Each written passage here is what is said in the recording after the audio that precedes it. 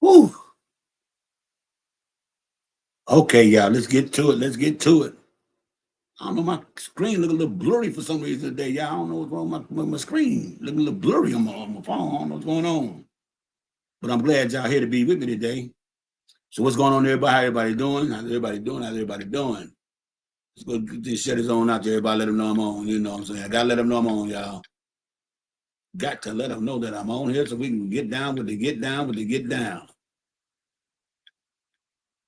You know, I gotta let my people know I'm here. And hope everybody having a wonderful day today. Cause I have a great one today too as well, y'all. How y'all doing? How you doing? I'm just notorious. No going on. What's up, Mister? I'm not going back. I like that. That's cool. The name like that. How you doing, Marilyn McNeil? Marilyn Neal. How everybody doing? How everybody doing? How everybody doing so far? Well, we're gonna get off into it today, y'all, because this shit they going on in Texas right now is motherfucker.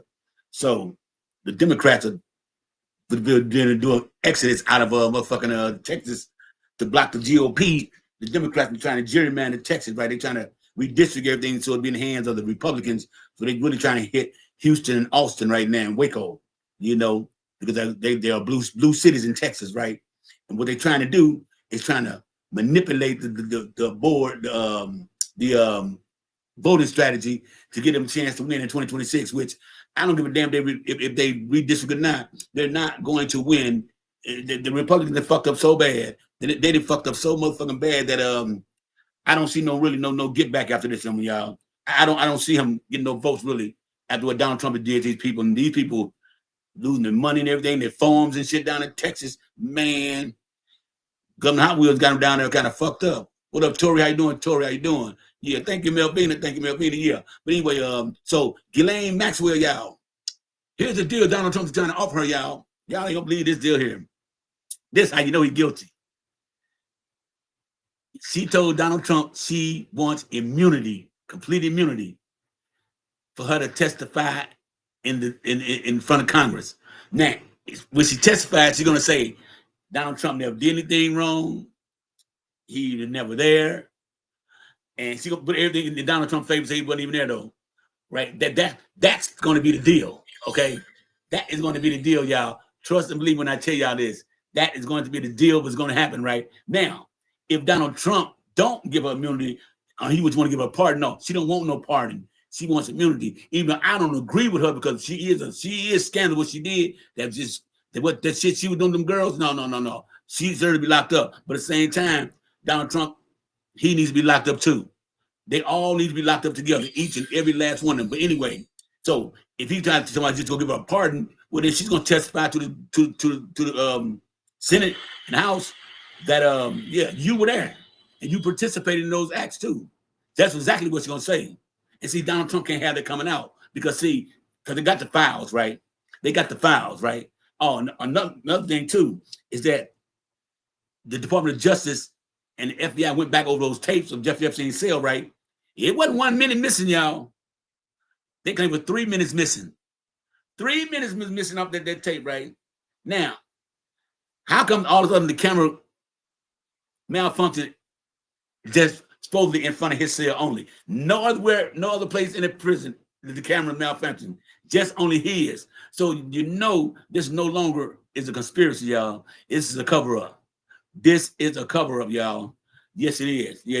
This is a cover-up here, yeah. Yeah, but I mean, your boy Trump look like, he in trouble. Man in trouble. The best thing he can go ahead and do is that release the files. Fuck it, and take it like a man. Just take it like a man. You know what I'm saying? You say you're strong and you're almighty and this and that. Well, go ahead and take it on the chin like a man. Go ahead and just accept your fault, accept what you did. All of those crime stuff. And then this morning, y'all, this was really gonna blow y'all mind. This how you know the man guilty. Well, I'm considering giving a tariff check to the people of a certain standards of living, like stimulus check, y'all. He never specified how much, but he figured that if he gives us a check, everybody get a check, that we'll forget all about the Epstein files. Man, you can pay all of us in the Epstein files and they're going away, but I'm not going to deny no money. You want to send me a check? Go ahead. But he never specified how much, y'all. Y'all can go look that up too, right? They were talking about on Fox News today. So yeah, he thinks that by him go ahead and give him a check to everybody that it's going to erase the Epstein files. No, it's not. It's going to be here, okay? It's going to be here. And that man is in trouble. And his name all over through that file. I know it, and y'all know it too. Y'all just want to accept the fact of it all because y'all supporting a man who is a has strange lust for feelings, you know, and that just keep it all the way 100, y'all. Just keep that all the way 100. That man has issues, and those issues are big. So I don't want to hear that he you know he ain't did nothing. Yeah, because right now, like I said, he said he gonna probably give people a check. The people to check what he call a tariff something check to rebound from the tariffs that he's imposed on people, right? Because now he's saying this, y'all. This is what I'm trying to tell you what he says. This really makes sense. We already in $36 trillion debt, right? This is what I'm saying. Now, with the big ugly bill he passed, they're gonna probably take us to like about what a $41 trillion debt. He says he made $100 billion deal, which we have still not seen yet. So if you had $100 billion deal, why not take $100 billion and pay toward the debt that you said we have, a $36 trillion debt, which is going to be eventually 41. Now, if you give us everybody a check that I think is likely around like about 340 million people in the United States, something like that, and you give everybody a check to a certain who makes a certain amount of money, that's going to make the debt rise and inflation go up. How does that even make sense? Does that even make sense, y'all? Does that even make sense? So he figured if he could pay us, people this money, that the Epstein files will go away. I don't see that happening. I don't see it all happening. What you say, Melvin? How you doing? What you say? Shit. Some of these stupid people gonna be happy with that little damn shit. Get every damn thing the man did. You got about that. You right. You damn right about that. Because you know what I'm saying? I would take his money and be happy to spend it. I ain't turning down no free money. Send me a check, I take one. Simple as that. I take one. Straight up. I'm not denying no money at all. Fuck that shit. What's up, Mike? What's going on? Okay. How you doing today?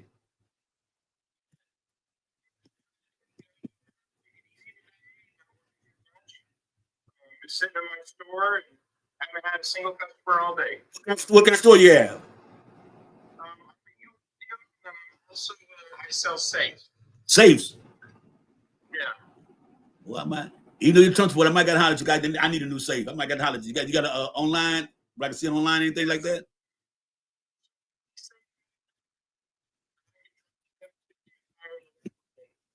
Okay, that's cool right there. Okay. Yeah, okay. We'll leave it in face. So let me ask something, Mike.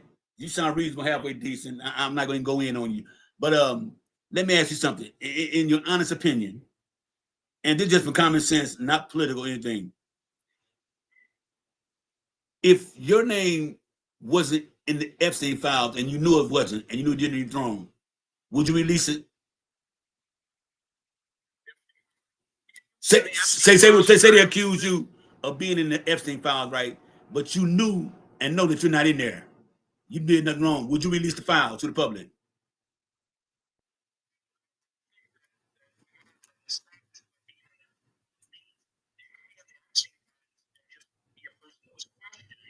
It doesn't mean you have any guilt.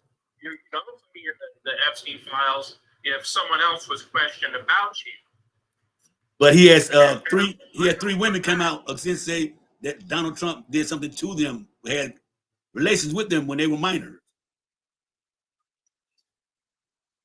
This on there. One lady was on like I think it was on 60 Minutes a few weeks ago, and she talked about it. How Jeffrey Epstein brought her to an office.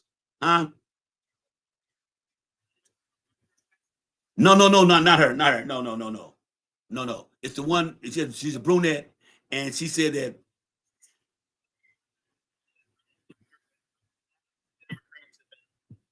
Sober because I've got her testimony right here. Okay, and you can look at that. Okay, and her whole testimony. See, now this is from the Epstein file. Okay, and this shows Donald Trump's name is in it. Okay, and she was questioned on whether or not she had met Donald Trump, and she had. And then she was questioned, did Donald Trump ever hit on you? And she said no. And this is a girl that was, taken advantage by Epstein. So here is proof that he owned the Epstein file. And you can put that up on the big screen and read it. So I've got the testimony right here. Okay, what is it proving? I'm just trying to figure out what is it proving. It proves that his name's in the Epstein file, but his name in the Epstein file, it proves that he didn't do anything. I'll pickle in. Auxiliary in. So wait a minute. So you saying? So wait a minute. So wait a minute. So you trying to say that just because his name is in the file, he been doing Jeffrey Epstein 15 years, and 3 other women have also come out and said what he did. If that was so true, why won't he release the? Okay, but let me ask something. Why won't he release the files then, Mike? No, he's going to try to redact. No. He's going to release the transcripts of the court, not the actual file. That's what he's going to release, the transcript of the court. I already said that. He's not going to release the actual file because there are thousands and thousands of pages and thousands of videotapes and audio. He's not going to release all that. And if he does, he's going to redact everything that has him in it and have you post like, wait, but how did he jump to this? So you know that's what's going to happen if he doesn't, Mike. Mike, you're saying an honest man. I care less about the politics of it. I'm just against people that mess with children. I don't give a damn about the politics of it all.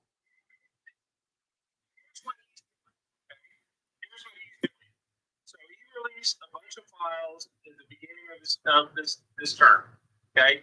And no one paid attention. No one looked at them, okay? This is created by him, okay? He wanted outrage. He wanted a demand for files to be released. He wants the media to pay attention. No, he doesn't. No, Mike, no, he doesn't, Mike. Because look, he's for the United States. Pam Bondi, if he really wanted to release those files, like he said, he'd have been done it. He would have been released. Mike, come on, Mike, be honest with me now. I know you like Trump, you support him. I know you like Trump and you support him, man. I know it, dude. Okay, good. Let me ask something, Mike. Okay, let me ask something, Mike. Would you ever support a pedo?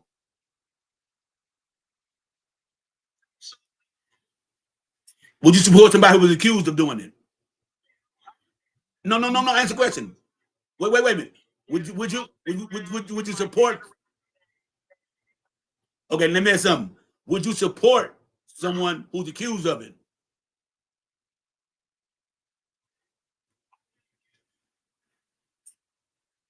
Well, damn. That's man. No, don't put your business on. Don't do it, Mike. No, Mike. You gotta explain. Mike, it's for your safety. No, don't worry about it. You got a business. Mike, you have a business. No, Mike, you have a business, Mike. You have a business. Mike, I'm trying to save your business, Mike. Don't do it. Don't ever say that again, Mike.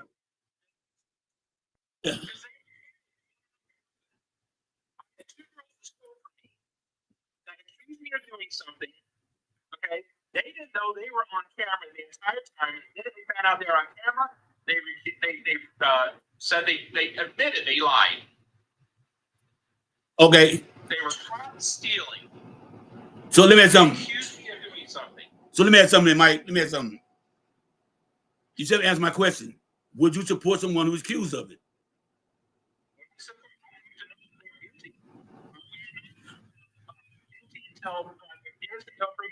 Not the United States. When it comes to that, you're not. Nope, not the United States. You're not because let me tell you something. You can be accused of that, and by justice from the streets and everybody else, public media, you are guilty in their eye. Even with Mike, let me tell you something, Mike. Even if you get proved that you didn't do it, it's still gonna be a stigma on your name about you. Yeah, like yes, they didn't do it. Wait a minute. Right or wrong? Did he not say that? He accused them of that, and they found him not to be guilty. Oh, come on, Mike. Come on. Oh, Mike. Mike, you said you It was 5 African American accused, little boys, were accused of essaying a woman in a park. They went to jail. They served time. Come to find out, the person that actually did it was in jail, and DNA testing proved they were innocent. And during his campaign, after finding out that DNA had cleared these young men, After finding out. Exactly. After finding out. Donald J. Trump, after knowing they were innocent, still said they should be unalive. So what makes him any? So Mike. Oh, Mike. So what makes him any different? What makes Trump even different? By public opinion, they were found guilty of public opinion. And even though, even though Mike, even though they were exonerated.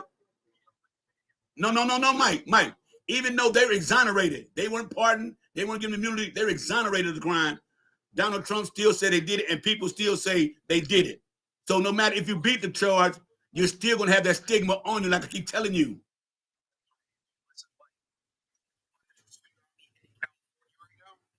Because there was a earthquake. You're in the Epstein file, and you're a Trump supporter, dude. Oh, that's an intelligent statement. So Mike, what I'm saying to you, and this is how they got convicted, because of police and prosecution misconduct. You have seen Netflix special? The prosecutor literally lied. Yep. The police and the prosecutor had to serve time because of what they did to these five black. So that was New York, right? Yes. Who's controlling New York? This back in the 1980s, dude. This was back in the 1980s where your boy was in charge. Rudy Giuliani, 1980s. Rudy Giuliani was the mayor then.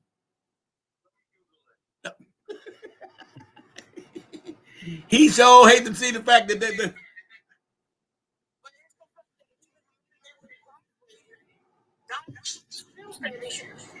They're suing him right now because of what he said. For defamation. Would you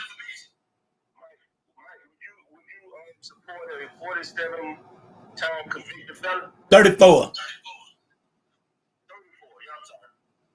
Sure. Tell me what one of those felonies was.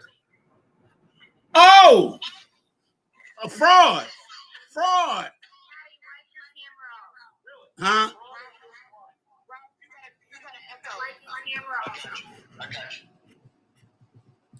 He got him fraud, tax evasion, lying, bulking the books. He got convicted of saying that his price is worth this amount of money to get a loan, and the time can't pay taxes. He said it's worth this amount of money, so he pay lower taxes. No, what?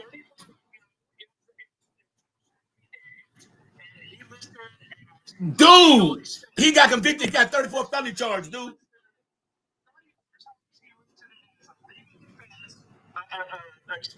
What put like this? Mike. Wasn't he found guilty by a jury of his peers, picked up by his attorneys? Wait. But his attorney picked the jury. His attorney picked the jury. No, Mike, you missed the point. His attorney picked the jury. Mike. Oh, God.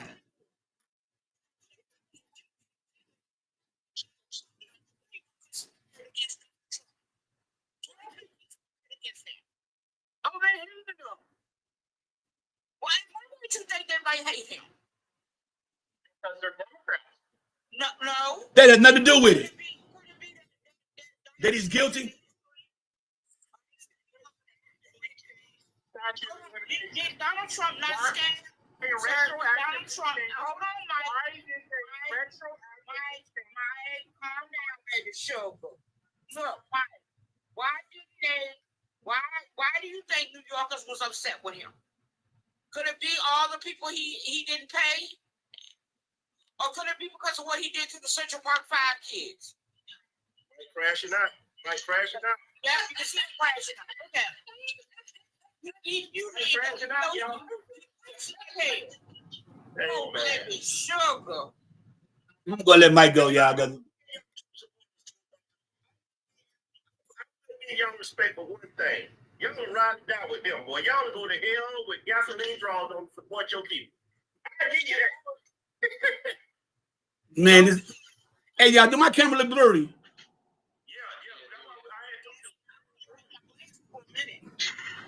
I don't know what's wrong with my camera today. I'm steady wiping it off, and I wipe the lens off.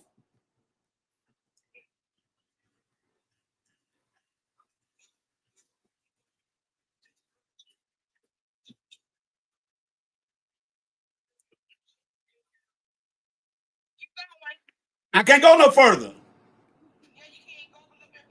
If I do, I'm off the screen.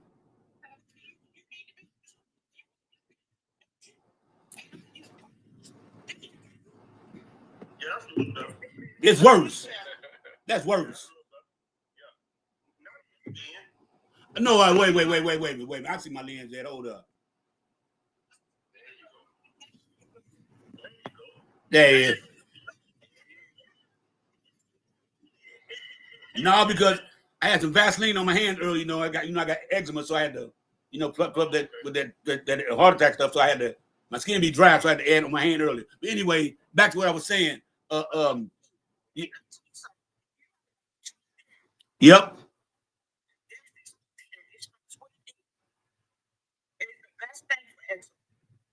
Oh no, but I got something else besides eczema. Yeah, but yeah. But I got something on top of eczema. I got something else when I had the heart attack, and and the skin they had to take a vein. So they took the vein out my arm, right, and put it in my heart. So it's counteracting my skin on there. That's why it will never. I don't care what I use, it never works. Nothing new works. Only thing works for me is Vaseline. I'm telling you, it works. Keep you itching.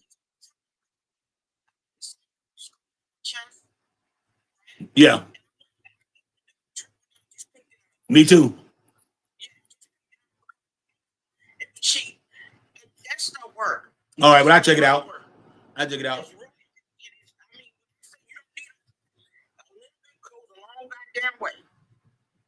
Don't nobody want to see that taco meat. You're right about that. I got some nappy taco meat up there, boy. But back what I was saying though, okay, Lisa brought up a good point.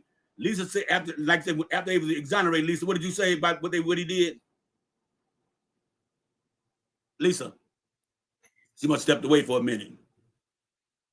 Can you hear me, Lisa?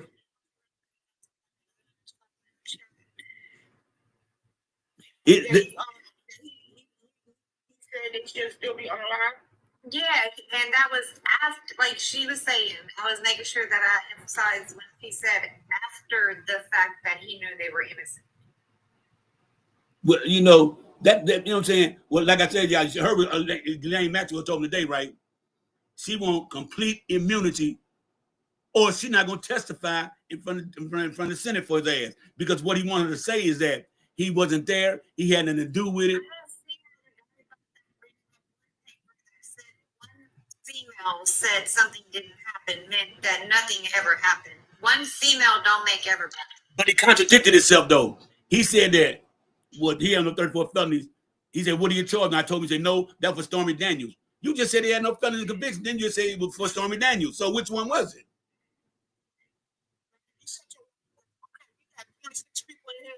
Y'all please tap to show the screen. Show Maddie some love. I think he's going up. The one thing, hey.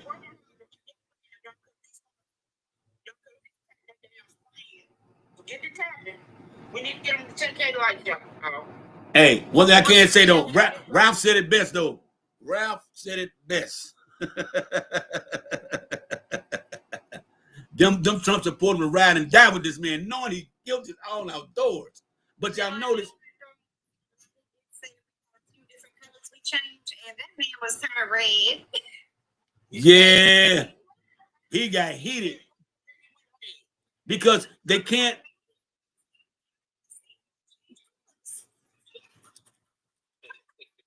Because they cannot understand facts. Facts hurt them to the fullest. What up, Grizz? What's going on?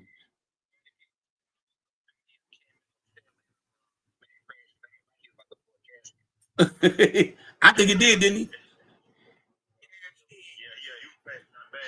Y'all had him going real bad. Well, we just think facts.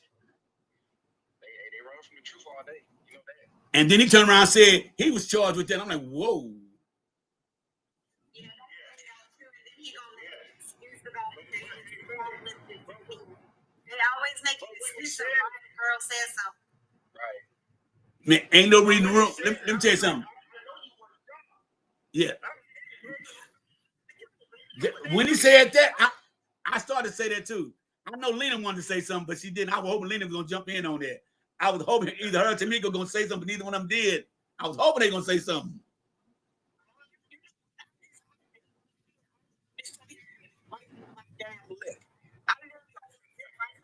I couldn't believe that somebody didn't go off right then and there. Like we were just y'all just see me with my lip, Lord. I thought Tamika or Lena was gonna say something. I especially thought Tamika gonna say something really.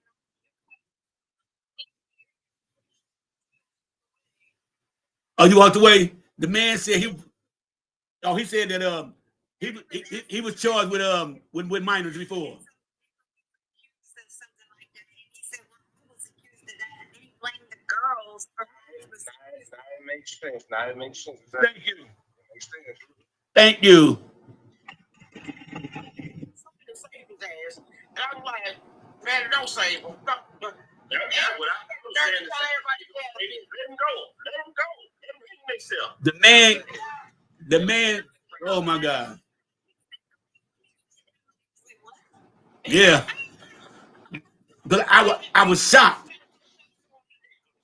I was shocked. I'm like, no, this man did not just say that. And I said, hold on, don't say that on here. Because you know what I'm saying?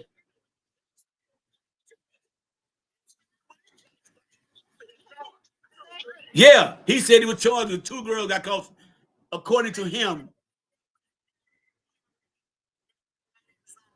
Thank you, Lisa.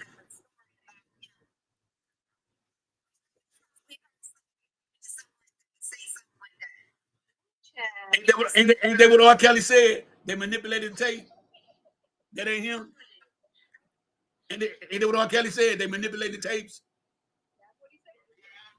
Come on, man.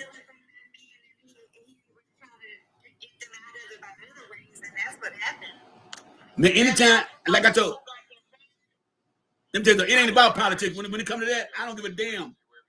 I don't give a damn what part are you in, what color you are, what's your religion. When it comes to situations like that, I have no respect, support, none of that. But even if you're accused of it, you got to prove that in court. You got to prove that in court to me, and then even after you do get, yeah, and even if you do get found out guilty of it, I'm still gonna have a little leeriness about you still, because my thing is this: why is a grown ass man left alone with a teenage girl in the first place? If you ain't not her boss working at McDonald's somewhere, you should not be around no teenage girls, and you're a grown ass man.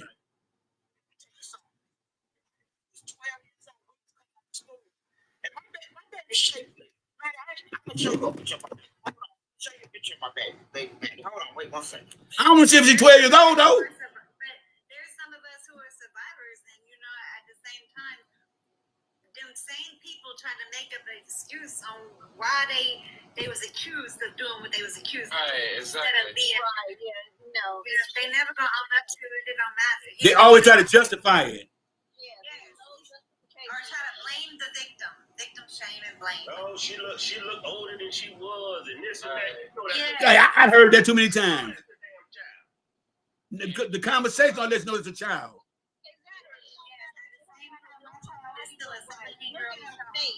I don't give a fuck if she was 6'5". Her conversation mental, I'll tell you that. You can still look at her face and, like you saying, Maddie, her mental, what she's talking about, it's not gonna add up. Yeah, come on now. Exactly. Put her in the big screen. I got one of them too, and I'm telling you, like. Oh, she look just like you. Hey, she not 12 years old, is she? Child, no, she's 26 now. I'm talking this picture, because I don't want to look at it. Right then, she was 18. Okay, because I'm not looking at no kid like that. Okay. Okay, well, I didn't want. Okay. Yeah, y'all see what I'm saying? I didn't want to look at that picture of how old she was then.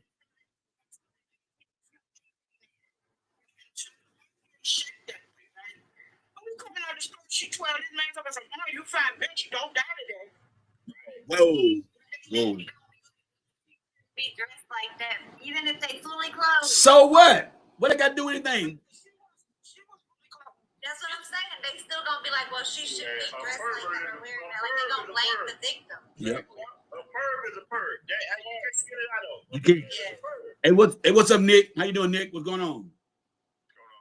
What's up? Nothing much. Just looking at these great trade deals coming in from our great president, man. No, he didn't. He made no deal. He already said they sent a statement saying they have no deals yet. They're still in conversations. So he lied to you because you put the statement out today. They said they still in negotiation. They have not did no deals yet. None. And Nick, you go Google it. They put a statement out. Said they have not made any deals, and they are working on still talking about deals.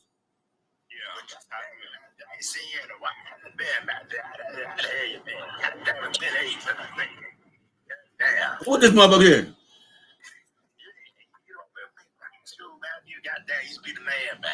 Nope. I don't know. He trolling. I'll tell you what, I'm just happy that Trump isn't on the Epstein list. That really. Well, let me ask some Nick. Let me ask some Nick. Let me ask some. I want to ask Nick a question. Would you support somebody who's been accused of being with underage girls? Would you support somebody like that?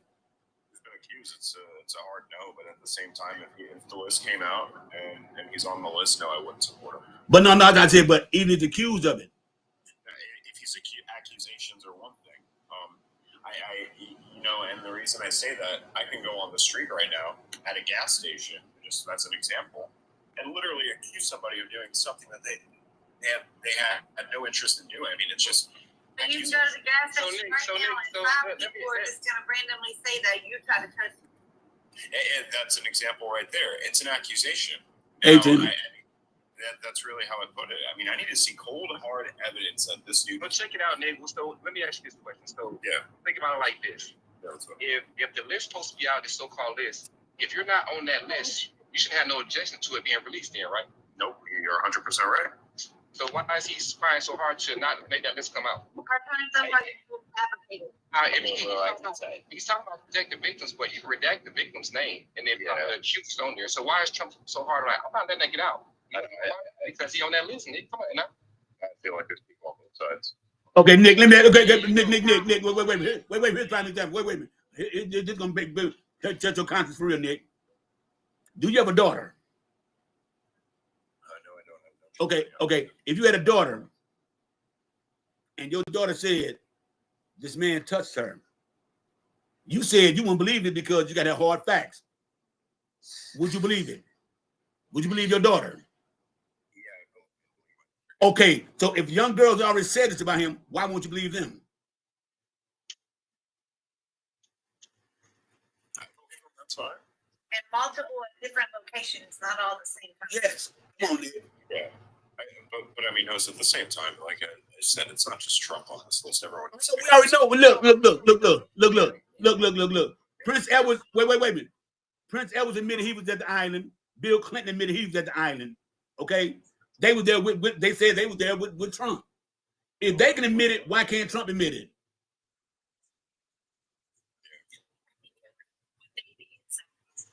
So I'm saying Prince Edward admitted he partook in it, but he didn't know the age. He admitted it.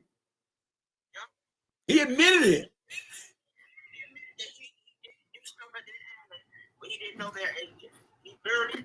So why can't so Prince Edward's got way more money than Trump. So what he got to allow Trump for? He got way more money than Trump. Now they can't do that to him. So why do you got to allow Trump for? Right. We're just gonna have to see. It's just a question for you, Nick. So you're saying that you need proof, but I'm gonna say something that Donald Trump said out of his own mouth. So you do know he used to do the Miss America pageants? Yeah. Okay. So the girls were teenagers, young girls, and he out of his own mouth. Now, nobody said this. Nobody's repeating this. He said this out of his own mouth during the interview. He likes to go in there to look at the young girls. So they can't throw him out because guess what? It's his thing. So it's his show. Anybody that says like that, that, anything like that, saying that they, because they can't do it, they're going to go and view young girls, teenage girls, minors, in a dressing room while they're getting dressed for a pageant. You can't sit up here and tell me he doesn't have some kind of, you know, PDF on him. He's a very bad man. He's evil. Straight evil. I want to know if Donald Trump stated that since he runs a pageant, he can go in backstage and look at the girls all he wants to.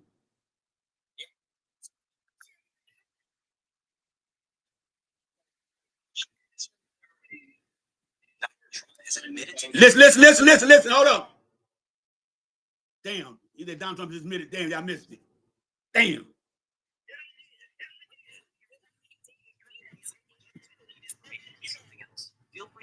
Okay. Did Donald Trump admit that he could go into the back of a pageant and look at the girls because he owns the pageant? Listen, y'all. It pop up. Damn, you hear me? Shit. Fuck, let me get it back in. Yes. There, now he said yes. God damn it, now cut it off. Okay.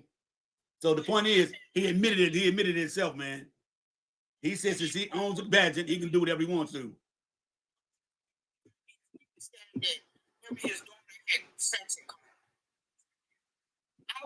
Ain't this the same man that said his daughter's so beautiful that if she wasn't his daughter, he'd marry her? He would date her. I ain't never looked at my daughter like that. Ain't never looked at my daughter like that. Ever. Come on now, Nick. Come on, man. You got Miss Nick. Something wrong with that man. And like I said, I don't care what party he is, what color you are, what religion. If you're a pedo, I'm not fucking with you. If Obama was accused of that, I wouldn't fuck with him. Biden, Clinton, I wouldn't fuck with him, and I'll be the first to tell you, hell no. I tell you. See, one thing about me, I'm not gonna protect nobody. You do something with kids, that is a no-no for me. That is a fucking no-no. I don't give a fuck. You be my brother, my son. You touch something, chill. No. Get the fuck out of here. No. If you're accused of it, come back when you go to court and it's done. That's how I look at it. Go ahead, Ozzy.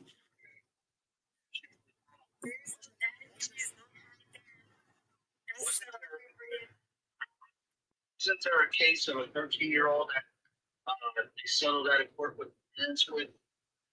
I've heard that so many times about the 13-year-old that they settled out of court with, and they gave the money to the parents.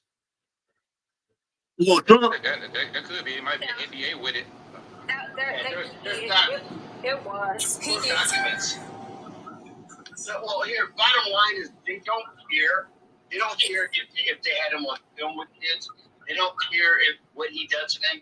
The man is racist, and that's their main sticking point of why they love him so much. Yeah. If you could sit there and tell me 30,000 lies in 4 years, I would think that you got an issue, right? We wouldn't let our kids tell us a lie or two because then we question them. But you're going 30? So either he's sick or the people who were behind him were sick and got no common sense to call him out. And it seems like they don't want to call him out because they all have one thing in common. It's racism. It's not the economy and the way he ran the country because conduct. You know, so you're telling me that you're that stupid to sit there and look at his accomplishments that he claimed, but he has no legislation to back it up. That's what I think you just batted 100, my man. And what I'm talking about with this, how in the hell can you sit down and victimize the victims all over again? That's what I understand. Basically, you're calling them a liar, like this never happened to them. Well, let me ask you a question. I can't say his name because it's sensitive, but I'll say the E-Man. How come his deal that Barr and Trump gave him was not to face his accusers, and they met with the judge in the judge's chambers? I felt that's kind of and gave him 18 months house arrest out. But also the deal was that, no co-conspirators were convicted and charged with it. So why is Ghislaine Maxwell locked up in prison for 20 years? So they'll tell you because it's the right thing to do, but reality is they don't care what he does. They don't. Like he said, you can idolize somebody on Fifth Avenue and he wouldn't use the vote. You can do the same thing to children and he wouldn't use the vote. These people are just sick. They don't have a mind and they don't have a conscience. And that's the actual fact. He's just the face that everybody, all the MAGA people are sticking to, but all the real work is done behind the scenes with the Stephen Millers, the JD Vances, all them people are making all these decisions for him. Because he can. The man has Alzheimer's. Hey, Grizz, the man has Alzheimer's, man. Alzheimer's, I believe he does. I really do. Of course, they don't hide his medical records, all that stuff. They don't hide that. Talking about he's healthier than Obama. What I truly believe, like Ozzy said in so many words, he speaks for so many people. That's what makes him disgusting. Not just him, but all the people that follow him. You know what he do, and you know what he's about. And you're like, yeah. So that tells me a lot about who you are. But because they had the notion of he wants to bring this country back to the old days of when they could just go and tell lies on anybody and do whatever they wanted to. And they want that back. They don't want to sit there and look at anyone and treat them as a human being because that's just too hard to accept. Well, it's too much like right. So what it is, Donald Trump is a deviant, in my opinion. He's a deviant. Okay, the man is sick in the head. He has a fetish. Okay, he has a fetish for young tenders. I'm put it like that. Because you hang with a man for 15 years, and you cannot tell me that you didn't know what this man was doing. You have been there in that man's presence. 15 years. You said he lived a couple of houses down from you, and they walk to your house all the time and come visit you. Yes.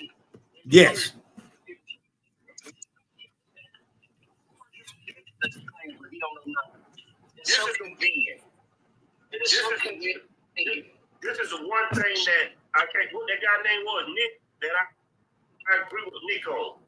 And y'all said y'all didn't agree with him, but I do. When he said that, if somebody just accused you of doing something, would you go with it? Can't go with it. There's a lot of black people that are dead because of a lie. You know what I mean? You know what I mean? So I would investigate it, and I'm gonna look into it, but I just can't run with you on that. There's a lot of people in prison about stuff like that right now. Oh yeah, you did it to me.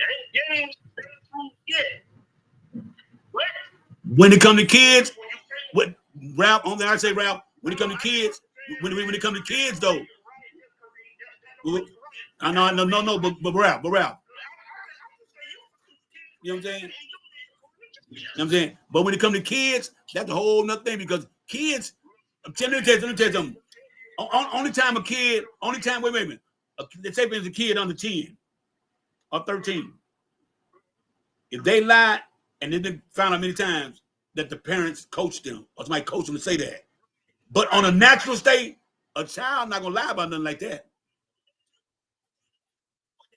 A child not gonna lie about that. Yeah. You done been on the inside. I know. And a lot of people in jail about some shit they didn't do, man. You know what I mean? Like, but how can they prove it? And like you see, that state will stay with you for the rest of your goddamn life. My thing, and I know it's true.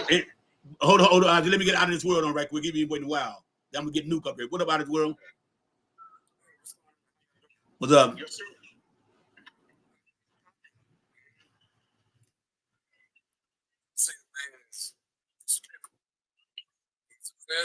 a liar, he's self-serving, he wants to be a dictator, and I think he's dealing with early onset as well, man. I think the man really is a devious. I really think he's a devil. So I think he needs to be Then this the thing.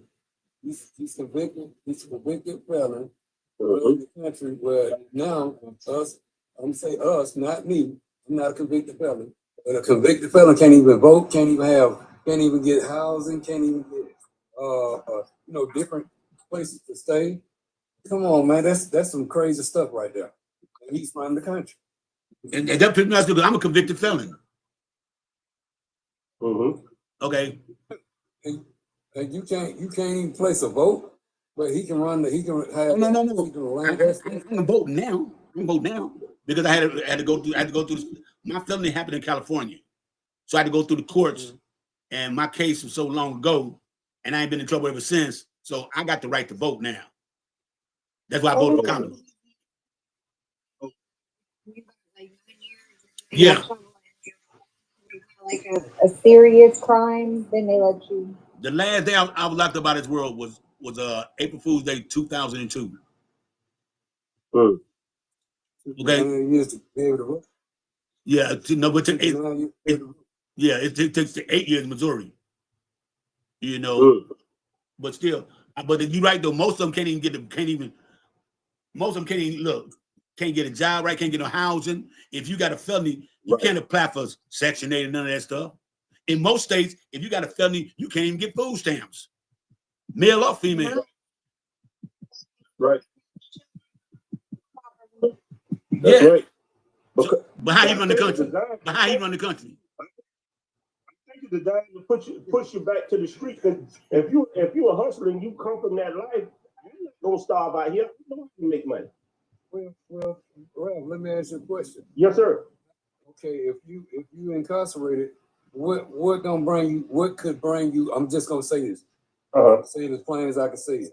Yes, sir. What gonna make you be a better individual or a reformed individual coming from? Oh, I can tell you that I did 12 years. I can tell you that. Being able to get a decent job when you come home.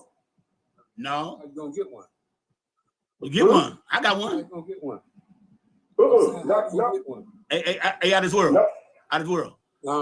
When I was locked up, I was under Kamala Harris's recidivism program, where they taught us trades in prison. I learned how to be a welder. So when I got out of prison, and I got a job working for the shipyard, building ships for the Navy and Carnival Cruise. Each ship take 5 years to make. Okay. Now, majority of the people who came out of the program all were either electricians, welders, pipe fitters, and stuff like that because they taught you a trade. So you can get a job. I mean, it's up to you to keep the job out. What made me say that I'm never getting in trouble again because anywhere where women running free and I can't touch is not a place for me to be at. But see, here we go again, man. Here we go again. Ask you a question. Go ahead, No, hold on. Let me finish this. Let me just say this. Here we go again. You was given a program, man. I'm in the most racist state in the world. These people don't give you nothing in Florida. These people, men and women, catch hell. I ain't saying it's impossible, but it's just a little bit harder than what you have. You know what I mean? Okay. And I ain't saying you can't get a job, but you'll get some shit that you got to have 4 or 5 jobs to even make something to look like something to be able to take care of yourself. And that'll keep your ass off the streets and out from sales soon. Go ahead. And them 4 jobs will keep your ass off the streets and out them jail cells. Because you're too busy for me fucking up. Go ahead, Nuke. Go ahead, Nuke. Just my question is, you said they gave you program. I got the dude out here that he was spit on Kamala's name, like something talk about she. That's the reason why he didn't vote for her. You said she gave you a program where you came out there and got a job. So what is your thoughts about her? My thoughts is that I have no problem with her because you're speaking my language. See, when you speak about healthcare, that's how I care about healthcare. That's my main issue. When they load the medication, because I'm a diabetic, you know what I'm saying, and an asthmatic, okay? And when they load the prices, because I was spending for my inhalers, man, I was spending $92 a month for a fucking inhaler. When they slashed the prices down, I was paying $21 for an inhaler. The insulin, I was paying like $400 a month. They slashed that shit down to $35. How can I be mad at somebody who's trying to keep me alive at a cheaper cost for the same medication? Okay. Insulin went up, right? It's back up again. Now it's at 195. 195 now. Because I put America first. Yeah. And new countrymen, people, I'm going to sign this bill to jack it back up because I want to put my country first. Yeah. And new. Make that make sense. And new. Tell your homeboy this. How can he get mad at Kamala Harris if she didn't directly take him to court and convict him and was the DA on the job? If she didn't directly lock him up, then how can he say she did? Because she wasn't a DA that locked him up. It was him, probably a public defender. That's between them. If he take a deal or he found guilty, all she had to do was just sign the paperwork because he agreed to it or he got found guilty in court. All you do is sign the paperwork and say what happened. So how in the hell does that affect him through Kamala Harris? Because when Kamala Harris was in there, I was in California penitentiary, right, for 12 years, dude. 12 years. And I'm going to tell you all 14 of them I was in, too. And my CDC number was D74091. Okay? I took advantage of the programs. A lot of people don't when in penitentiary. They don't take advantage of it. I didn't know she had the program. I just signed up for it. I just signed up for it because I said, shit, I got to learn me a trade so I can keep my ass on the streets. Because I had no trade when I went in. No trade at all. None. Yeah, I couldn't do shit. Okay? That lady helped me. I didn't know she did it until years later. It was her program that I was in. Till years later.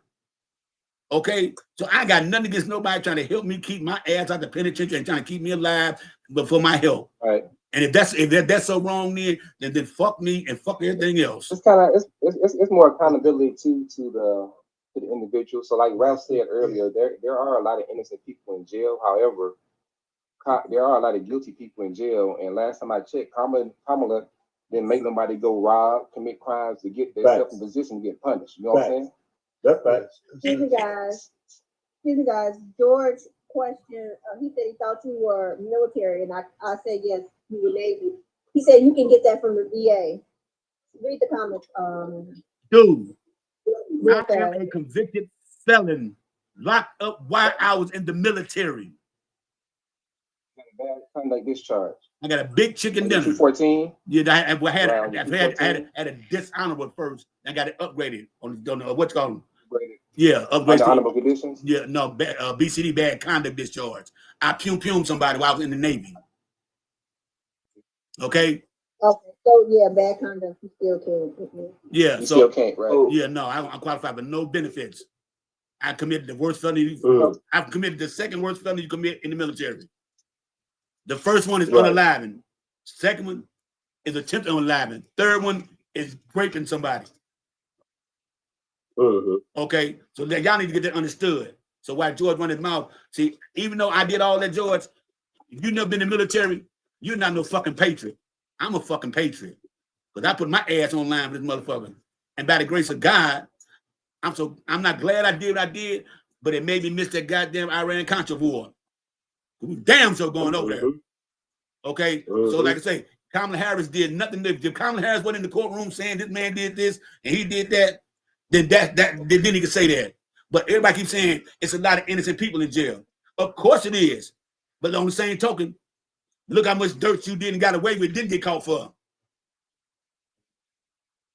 Think about that. Say something about that because here's one of the most crazy things is she's a prosecutor. She's not the policeman who comes out and investigates the crime. She is a prosecutor.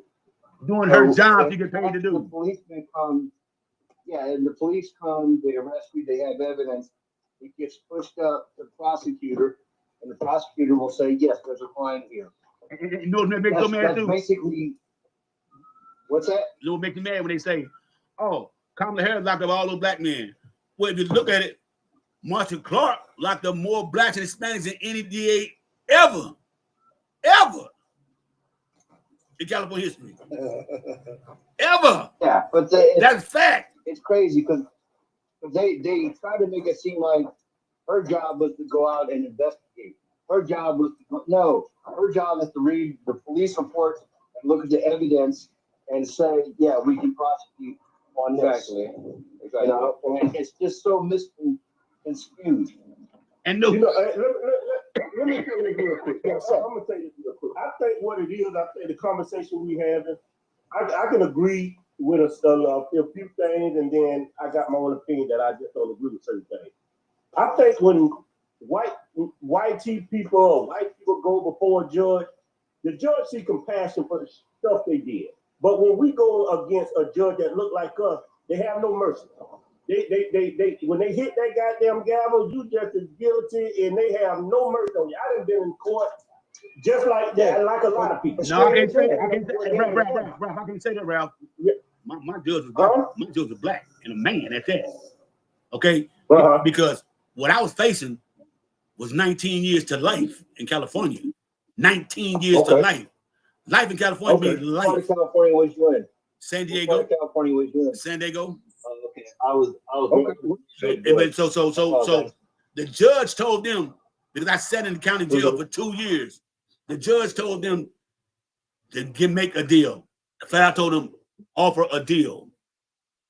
He said, offer a deal. Because I had never been arrested in my life before. High school graduate and then in the military. Okay? Never been in trouble. Right. So when he did that, he told him make him a deal. The first deal they came in with was 50 years. You got to be out your damn mind. Say, hell no. Hell no. Right. Then he came. If Matty P would have had Clarence Thomas there, Matty P would have been in trouble. Yeah. Absolutely. Yeah. Absolutely. Yeah. But I really saying though, because I was facing 45 years, but I thank God I had God and I had money back then and a good attorney. But I had a female black attorney. Okay. And she came back, next deal was like by way they think they said it was like 25. Fuck no. And I'm here for like about 4 more months. I'm tired of being goddamn incarcerated. I'm tired. I'm tired of being in the goddamn county jail. Tired. I'm just tired. They came with 19 years. I said, I got to move my age. Let's go. I looked at my age and what time they say, what you have to get out. And I got all the time served already. Plus from the military base MCI, I got that time served. And everything they gave me credit also for time served at the brig.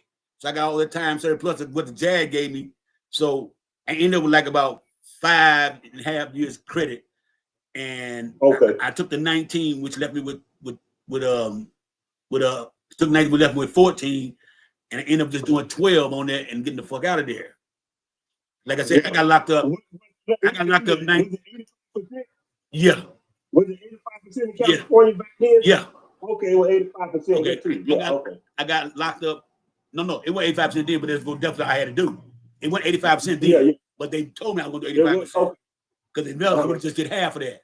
Anyway, like I say, I got locked up Halloween Day 1990 and got out April Fool's Day 2002.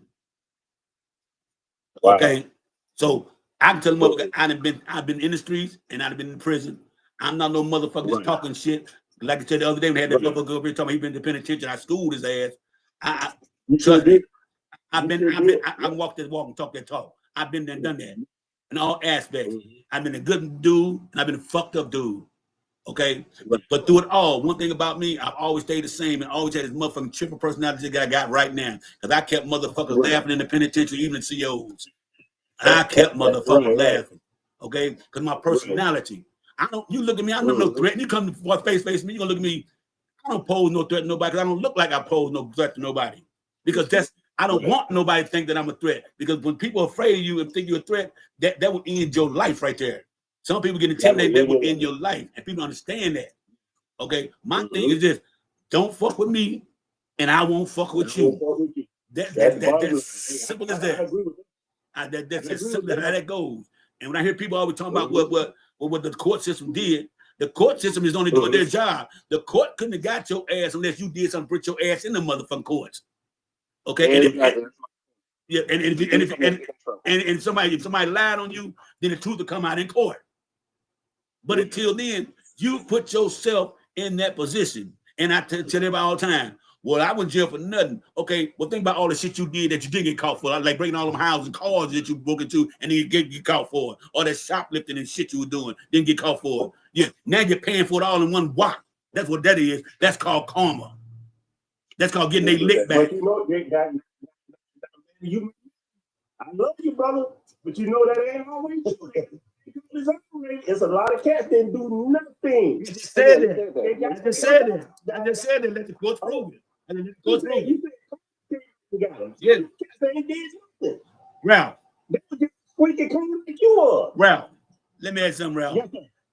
Now, how many people can you say that were like me that actually didn't do nothing, they had a clean record?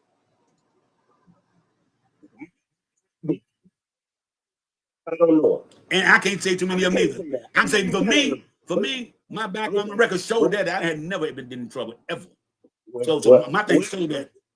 You would say that about me? Yeah, you be like, yeah, Nick, you deserve to go to jail. No. Yeah. Certain, everybody don't deserve to go to jail. Certain crimes you do, yeah, you need your ass in jail. Certain crimes. Okay, certain crimes, the hell no, because like the minors, no. You deserve to be incarcerated and shit like that. I don't give a fuck who you is. If you do something to an elderly person, you need to be in jail. Just right. You do something to a child, you need to have your ass in jail. Now you do get the squabble, and all of a sudden you pick up something and poke him and he unalive. Right. I mean, it's up to defense. They got to look at that. You can't. That's a borderline right there. But now if you premeditated it and sat behind the corner waiting to come outside, oh yeah, you deserve to be locked up. Right. Okay. Well, certain things, everybody don't deserve to be like me. I'm not with the D penalty. I'm not with that. Right. Because think about it, y'all. Only God gonna know when you're gonna leave this earth, right? Not when you're on that DP road. They come tell you the time and date they gonna eliminate your ass. You know how much pressure that is on the motherfucker. I know how crazy I would go. But I would catch a case just going to the chamber to say extend it for a little while longer. Yeah. Okay? Yeah. That's a fucked up shit. Mother tell you when they gonna eliminate you, what time, and what they gonna use to do it with, and had nerve to ask you what's your last meal. What the fuck I get about fucking your last meal for? Fuck, I give a fuck, so people understand. I mean, y'all see all these stories and shit on TV about prison life. None of that shit is real. None of that shit is real. None of that. Prison is a whole. Go ahead. Let me ask you a question. Yeah. So you say that program you took, that required you just volunteered? I volunteered. I was sitting on my bunk one day, and I was a clerk. You know what I'm saying? So I kept everybody coming in the R&R, see their paperwork and all that shit. I was sitting on the bunk one day, and the dude brought some paperwork in and put it on the desk. So when they racked the doors, I had down to read it and shit, and it said offering programs and stuff like that. It wouldn't get no paid job. It wasn't no paid job or nothing, but it teaches you skills, and it was a 2-year course. Well, I got like about 8 years left, so might as well go. You know what I'm saying? And I did it. It's volunteer. I gave up my job and was paying to take this trade up, and it worked out for me because I found I really enjoyed it. I actually enjoyed doing it because it gave me something like, damn, I didn't know I could do this. I was scared like the little sparks are flying. I was scared of the sparks flying and shit like this. So I thought, so that was it. But it's volunteer, and every prison in America has things to volunteer. I don't give a fuck where you in Alabama, Louisiana, Florida. Every prison has some type of program that you can volunteer for. But it may not be a trade. It could be for analytics, for computers and stuff like that, or it could be for to be what's called it a counselor, for NA counselor, AA counselor. Every prison has something you can do. It's up to that individual if he wants to do it or not. And that's real talk. That's real talk there. Now, it might not be what you went through, but they got something off you. But like you said earlier, some people don't want to do a damn thing. They do. They don't. What you saying out of the world? That's the question I would answer. Say it again. I said that was the question I was going to answer. Well, why? I said the question I was going to ask you: why they don't push it? Why they don't try to make them incentivize them to go take those? Because see, I think about it, a revolving door. That's what I think. Yeah, and I'm telling y'all something else too. And y'all might not believe when I tell you this. I've seen it too many times. Okay, you catch a violation on parole in California, the max you can do is 1 year. Okay, max you can do is 1 year on a parole violation. So you get 3 years parole when you come out, right? And you can violate it, bam, you got to do a year. You still got 3 years to come out. Now, A lot of dudes come back for several reasons, but I'm gonna tell you the main 2 reasons why they keep coming back. One is because they're homeless, they ain't got nowhere to sleep, or they ain't got nowhere to sleep, they don't got nowhere to go. So they feel they come back up in prison, lay down for a while, get that little $200 at the gate, and go back on the streets with it. Second reason is, it's gonna blow y'all mind. A lot of them dudes got girlfriends up in the penitentiary, some bushy. No, I'm telling the truth.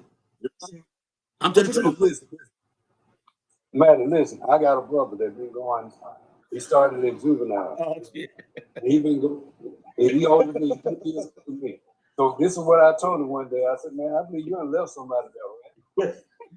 You know, he's a main man now. So he said, Mama, you better get it. You better get him. I'm gonna do something to him. But now I'm asking him, why you keep going back and forth? Why you keep going back and forth? I guarantee this man did lifetime. He did 5 years too. I'm telling you why, You man. You ain't never heard mother say that. Mother be going back and say, they always say, what boy you don't like pussy? I haven't seen it. He got a whole wife. A lot of them say he got a whole wife and 2 children. Look. You know how many dudes in the penitentiary got wives and kids, but be the woman in the penitentiary? Huh? These dudes say they I want to say the word, but they GAY for the state. They for the state.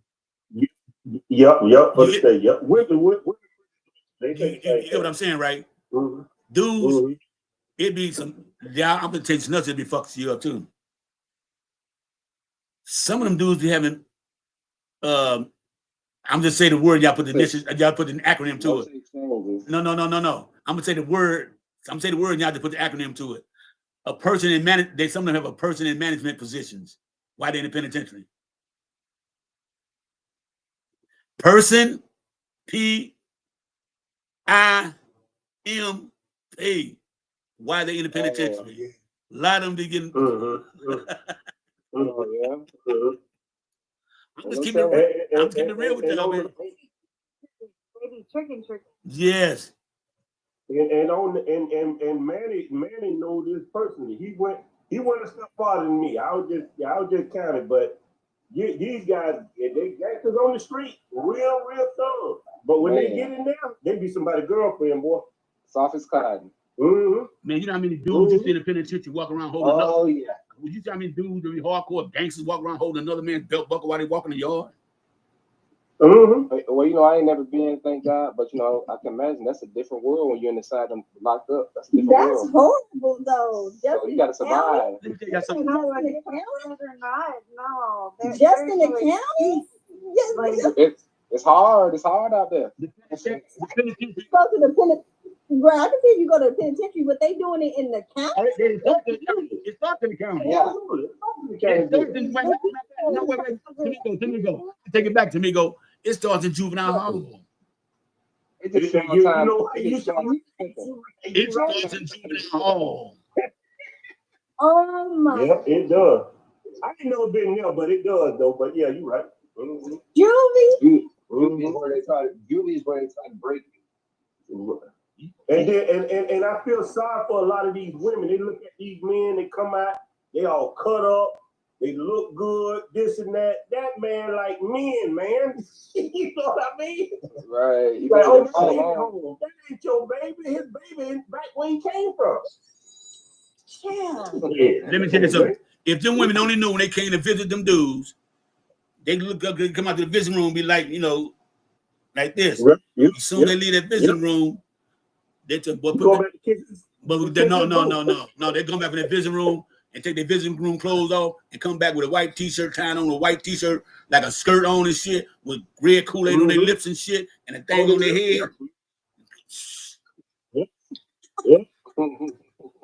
Yep. No, but I'm telling you it's real.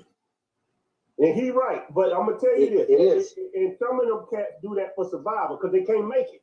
Right. That's what I say. Do it for survival. They can't make it in there. You ain't got no pew in there. You ain't got nothing like that. It ain't mean you to be gangster where you gonna make you something to defend yourself and all of that. They don't want that life. Man, they got too many mop wringers and mop sticks around that damn thing. Ink pens, pencil sharpeners. Yeah. Ain't no way in hell.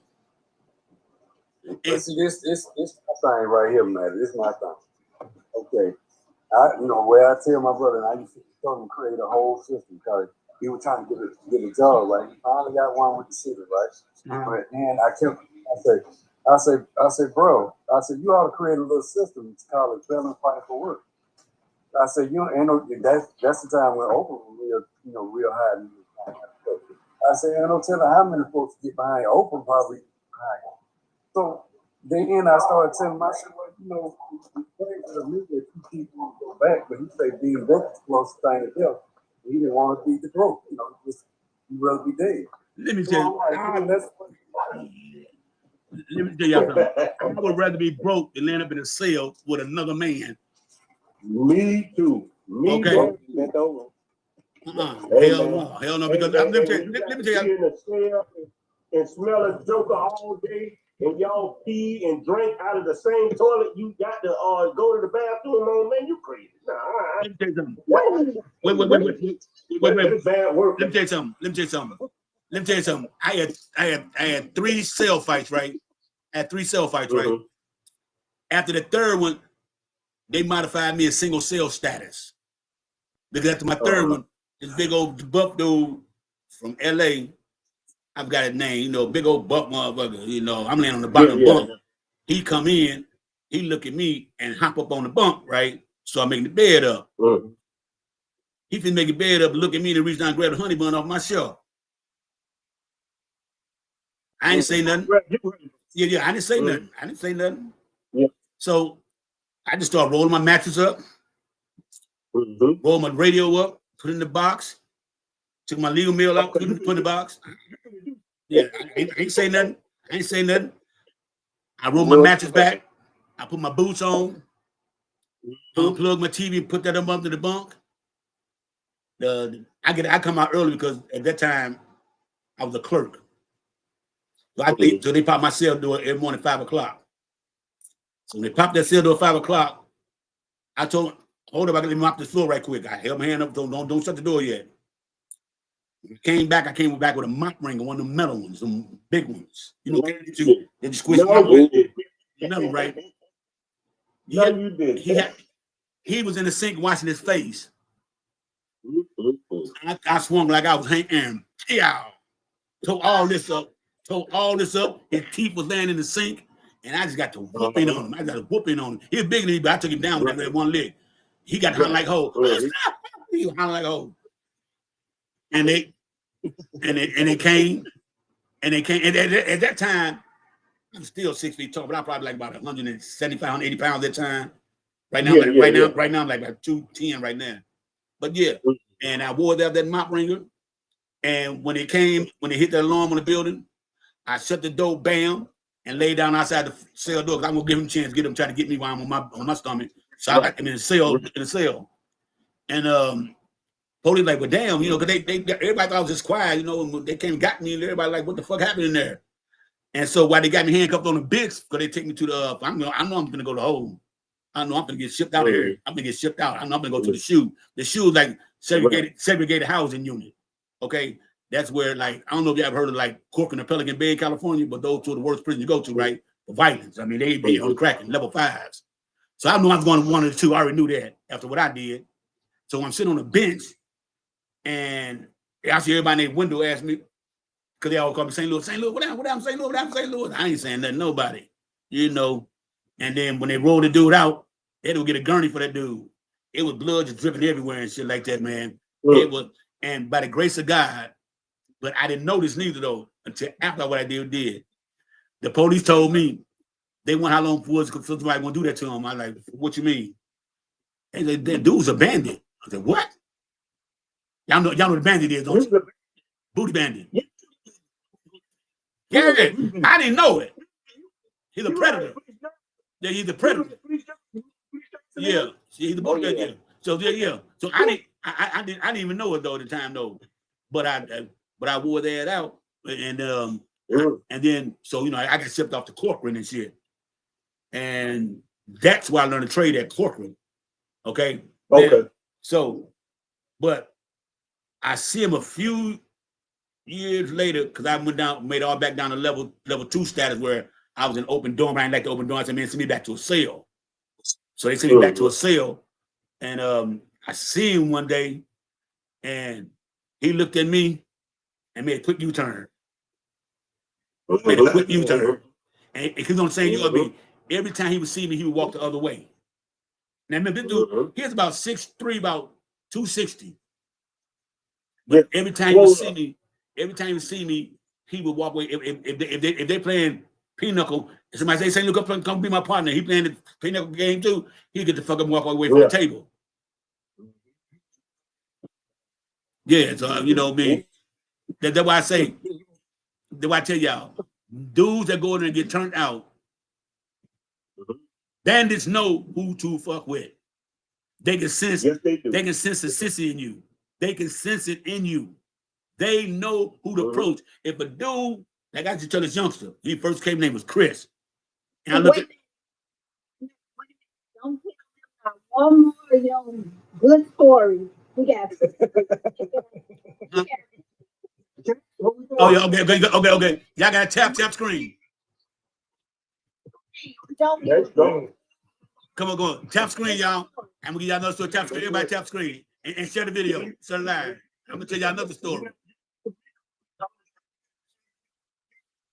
It was froze. They couldn't even tap the screen. Yeah, free entertainment. Okay. Now, this what I want to story, man. Let me ask you. Go ahead. All right, during your 12 years, did they transit? Huh? Y'all receiving gift boxes? Yeah. Back from the store. You go to canteen every month. Once a month. Yeah, what we call a canteen, but yeah.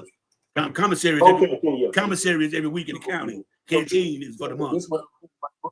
Okay, I don't know if we could send a package, but now we can't even send them nothing. You have to order from the store. Yeah, access. Yeah, you got to order through access, which here in St. Louis. Yeah. So I'll tell you another story. I'm not about the boy named Chris, right? The boy Chris, when he first come through, like I said, I was in R&R at the time. This boy come, he about 5'2", about a 90 pounds soaking wet. With bricks in his pocket, with boots on. He come in and he was there for stealing a car. Well, not a car, a couple of cars. And got in a high-speed chase. So he come in, they got him in the holding cell and shit right there. And I kind of took to the little dude. I don't know why I did. I said, man, did they feed y'all lunch yet? They're like, no. So I'm gonna got everybody lunch and shit, right? You know, the plastic bag, brown bag and lunch, right? So I asked him, man, why you in here, man? He like, I got in high-speed chase and stole the car. I said, what? He said, yeah. He said, do I got any homeboys? I said, where the fuck you from? He told me where he's from. I say, I don't know. I go see on the yard if you got any, right? So I told him, you got a couple homeboys in the yard. I said, well, check this out, man.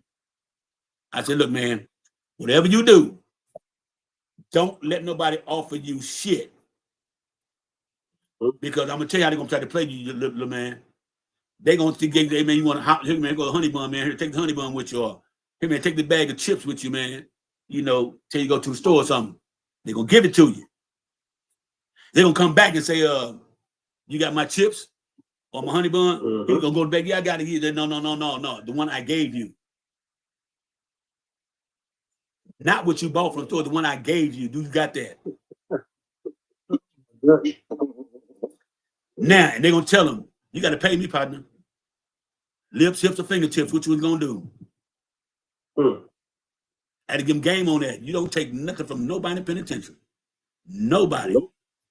Nobody. Nothing free. If you come, if you in a dorm and you come back, you got some snacks on your bed, nigga, tell them what put this. I don't want this shit. I don't want this shit. Okay, because prison is filling nothing but predators, y'all. Nothing but fucking predators. That's y'all don't understand. Prison is full of predators, and that's it. And they like to manipulate young boys. What I call them, young boys come here 18, 19. I tell you a story. When I first went to prison, my first cellie, we both just got off the bus, and they put us in a cell together. And so, you know, about every night, like, I was still like about 5 days. Every night that boy be crying like a motherfucker. I'm like, damn. So I finally asked him, man, why you crying? He said, man, I ain't never going home. I said, shit, man, you going home? I ain't think he did shit, really, you know. I said, man, shit. I got to do 12 years of this shit. I got left to do. I got to do 12 years, man, flat. Ain't no fucking other shit. I got to do 12 flat, nigga. Yeah, right. Yeah, he said, shit, I wish I had 12. He steady crying. I said, man, shit, you going home, man. I don't think about it. They just missed somebody up. That motherfucker said, man, I ain't going home. That's how you figure. Niggas, I got 84 years with life. Nah. I started crying for the boy. I started crying. The boy was 19 years old. Said he only had one time with a female, one time his whole life. Wow. 84 years to life. I'm like, wow. And I'm like, man, the stories you hear in prison, like, this is the wildest one I ever heard. At nighttime, the CO would come. Huh? Oh, he drove a car through somebody's house and unalived 2 little kids and an elderly woman and a mentally handicapped man. That's right there. On purpose. On purpose, because he's trying to get them dude owed some money. You live there. He drove the car through it. Through the house. Yeah. So that's 4 people. Yeah. And they gave he separate case. Yeah. Yeah. So they just ran all together. For 84 years. Woo. Yeah. You gave yeah. Because they ran all together just because he was looking at the D penalty, y'all. And then, but he took the deal for 84 years of life because of the and I said, I just wouldn't want to trial if I was you. Because the only thing they could have gained was life without possibility of parole. I said, you still got that. You still got the life without parole. You still got the same thing. You might as well went to court and made them spend money on the man. Yeah. You know, said that. But here's the wildest one I'm gonna tell y'all, and y'all not gonna believe this. I will. Okay, I'm changed my. They switched me from the morning clerk to the night clerk, right? So I got to work from 10 at night to 6:30 in the morning. So the CO walking around, you know, checking doing bed check here, check, you know, all lights out of the building, and I'm sitting in the other office with a clerk and me and his other clerk. You know what I'm saying? And police work was cool. Yeah. But the police, he was cool with us. He was bringing us real food on the street, Kentucky Fried Chicken and shit like that. We at nighttime, we munching. We munching because we got paper on the window so the other inmates can't see in there. And the office, they can walk from their office right into the ours. We do a lot of typing and stuff, you know, write ups and shit. So one night, the CO walking around, and I heard the CO say, "Oh hell no! What the fuck? What the hell no?" He ought to probably flashlight at the tower. Pop 147 now. Pop 147 right now. He go in there and bring out the 2 white boys. Then they're getting down. I'm telling you about it. So I heard him talking to him. So I got to write him up because, you know, it's illegal and it's against rules to have eggs while you're in prison with somebody. Even if you consent to it, it's still a write-up. You can get up to 2 years for that, right? What dude said, it was fellatio involved in it. So the dude who got caught doing fellatio, I swear to God, this on the report he wrote, and I fell out laughing when I read it. Dude said that you were giving fellatio. Did he ask you to? The dude said, no, I jumped off the bunk and fell on it.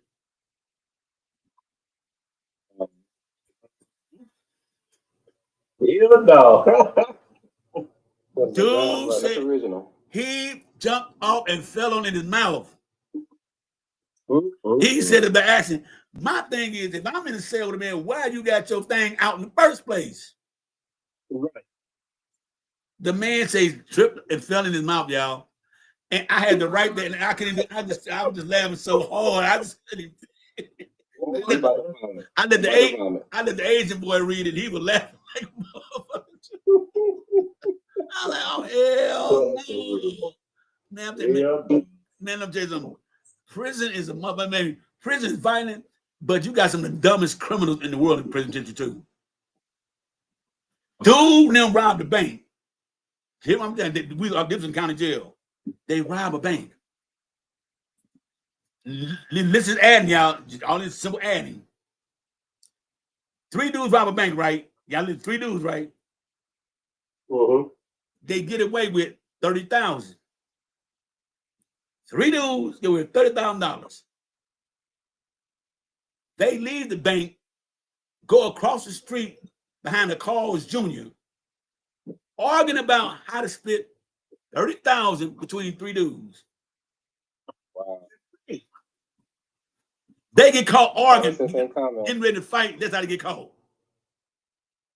They should have went to damn jail. Right. Yeah, they should have went to jail. That's crazy. If I say, you got some dummies, you got some real dummies in prison, y'all, and people understand prison is a whole nother life. It's not. Yes, it is. It's not what y'all think it is. People, like you say, y'all see that shit on TV, but that shit ain't really what it is for real. That shit be commercialized, watered down, because let me do a story about prison, because all the stuff that y'all see on there is not really true. It's not really true at all. Ours was not true. Was a bail bond. Okay, let's put it like this. Okay. We used to watch that shit in jail. 8 years. Yeah. We used to watch that shit in penitentiary. We critique it. We would critique it. Something, man. Ozzy was saying something. I was a bail bond for about 8 years.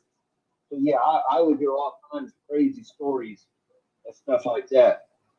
Yeah. So yeah, there's nothing that really doesn't surprise me that went on. I mean, at the time when I first learned about it, from people going back and people that been inside telling me, and I had some friends that worked inside the jail cells. So yeah, it was not it's not a surprise or a shock to me. The movie, The Shawshank Redemption, that's a pretty good movie. I seen that. It was. But ours, look, that's like an indication. Did y'all know what's the #1 program in the penitentiary county jails are? Talk shows? Yep. Cop show. See, cop show is supposed to tell you to keep your ass out of jail. But for inmate, forensic files, the #1 thing to watch in the penitentiary. That's my show. Yes, but you know why? Because anytime. Yeah, forensic files, know why inmates like to watch it? So they didn't know what not to do. Yes. Yeah. People have still have criminal intent in their head in the penitentiary. That's one of the questions I want to ask you. Do they teach resolution and how, that kind of stuff? Everybody is assigned a caseworker. Everybody. You go meet the caseworker once a month. Okay? The caseworker involved with telling you what different programs you can get into, or the type of job you got in the yard, everything, or if you can't do that, then we can go help you get your GED, something like that, shit like that. But the counselors, they do work. It's up to you to take these programs. And a lot of people don't do it because they just, what the fuck I give a fuck about that for? It's crazy because like when I graduated, I had a couple of my partners in them. So what? They wouldn't, okay, you graduated. But then my partner named Fat Kendall come back from the penitentiary when he was young. They praised him. Oh yeah, don't hold me back. So you get more praise for going through the penitentiary than you do for graduating the education, y'all. Yeah, that's right. And that's tell me that makes sense. That's right. People will look up to somebody who's slanging than somebody who has a business or going to school for a business to do good things, but they don't get the acknowledgement from the hood. Because it's frowned upon. I know at least in St. Louis at the time, if you're educated or you trying to be white. You're a product of your environment where you grow up at. Yeah, you're a product of your environment. You never leave the environment, but you got to get it out of your heart and your system, because you are the one. You control your own destiny. You are the one that has to make a choice. Like Tamika, we talked the other day. It's always going to be a fork in the road. You got to choose which path you're going to take. But man, you can take the man from the ghetto, but you can't take the ghetto out the man. No, not at all. And you know what's crazy, like Maddie's saying, and all of y'all are saying, and this and that. I got a lot of people that came out of my neighborhood. Wayne Brady was one of them. You know what I mean? The guy y'all see on TV. Yeah, I know Wayne Oh, comedian. Yeah. Right. So anyway, he was a guy that used to get picked on a lot. You know what I mean? He hang around the whitey people and this and that. But he was, you know, our hood, we struggled. We struggled in that hood. You know what I mean? But he made a choice. Now look at Wayne Brady. And what another nigga that sit up on the same tree. Yeah, absolutely. You got people that we moved a little different because Wayne Brady soft as cotton. He ain't gonna kill nothing, he ain't gonna let nothing die. That's where you come from. You know what I mean? Soft as cotton. But the choices he made in life, everybody see him and they be like, hey, you know what I mean? He came from something, we came from the same hood, man. And now they still got the hand out. Absolutely. You know, and that's a shame because Hey Ralph, let me tell you something though. Yes, sir. It's crazy though, cause see, I try to teach financial literacy to the young kids, right? Mm-hmm. So I went on somebody live the other day, and she pushed back on me because I said we got to teach the kids financial literacy. She pushed back on me to my own. Well, you know that's too young to be teaching them. They don't know nothing about no money, this, that, and so then somebody in the panel was like, "Wait a minute, how old was that rule? Huh? How old was your child teaching about 1, 2, 3, 4, 5?" So she was like, "Well, I'm gonna drop you. I'm gonna drop." So she dropped me.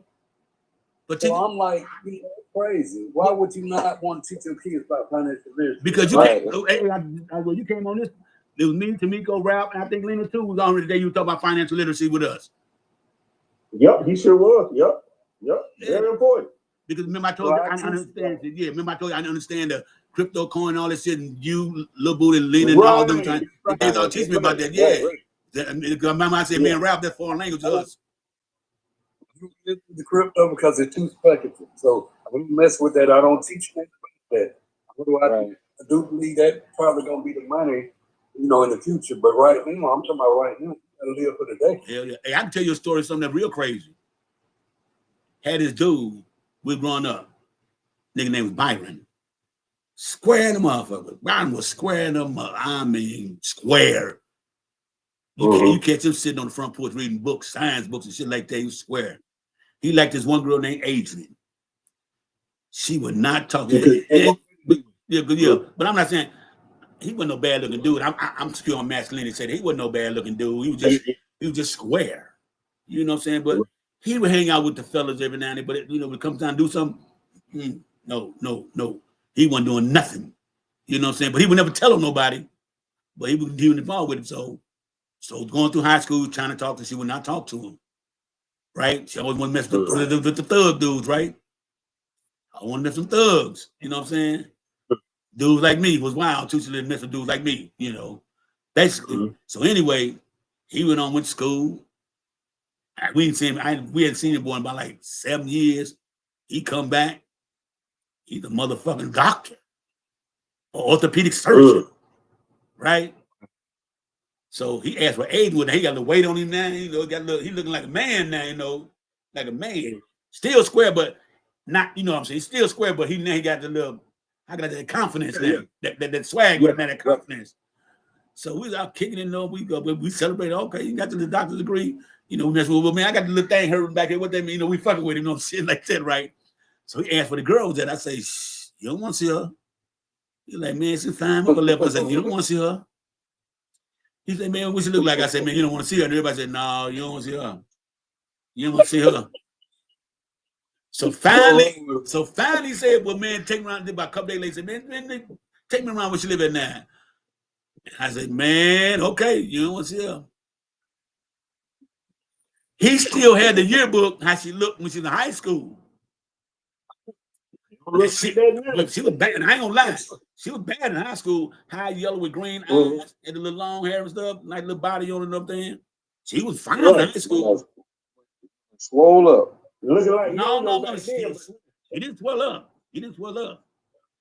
She got on that diet called got on this stem fast diet. You know what I'm talking about?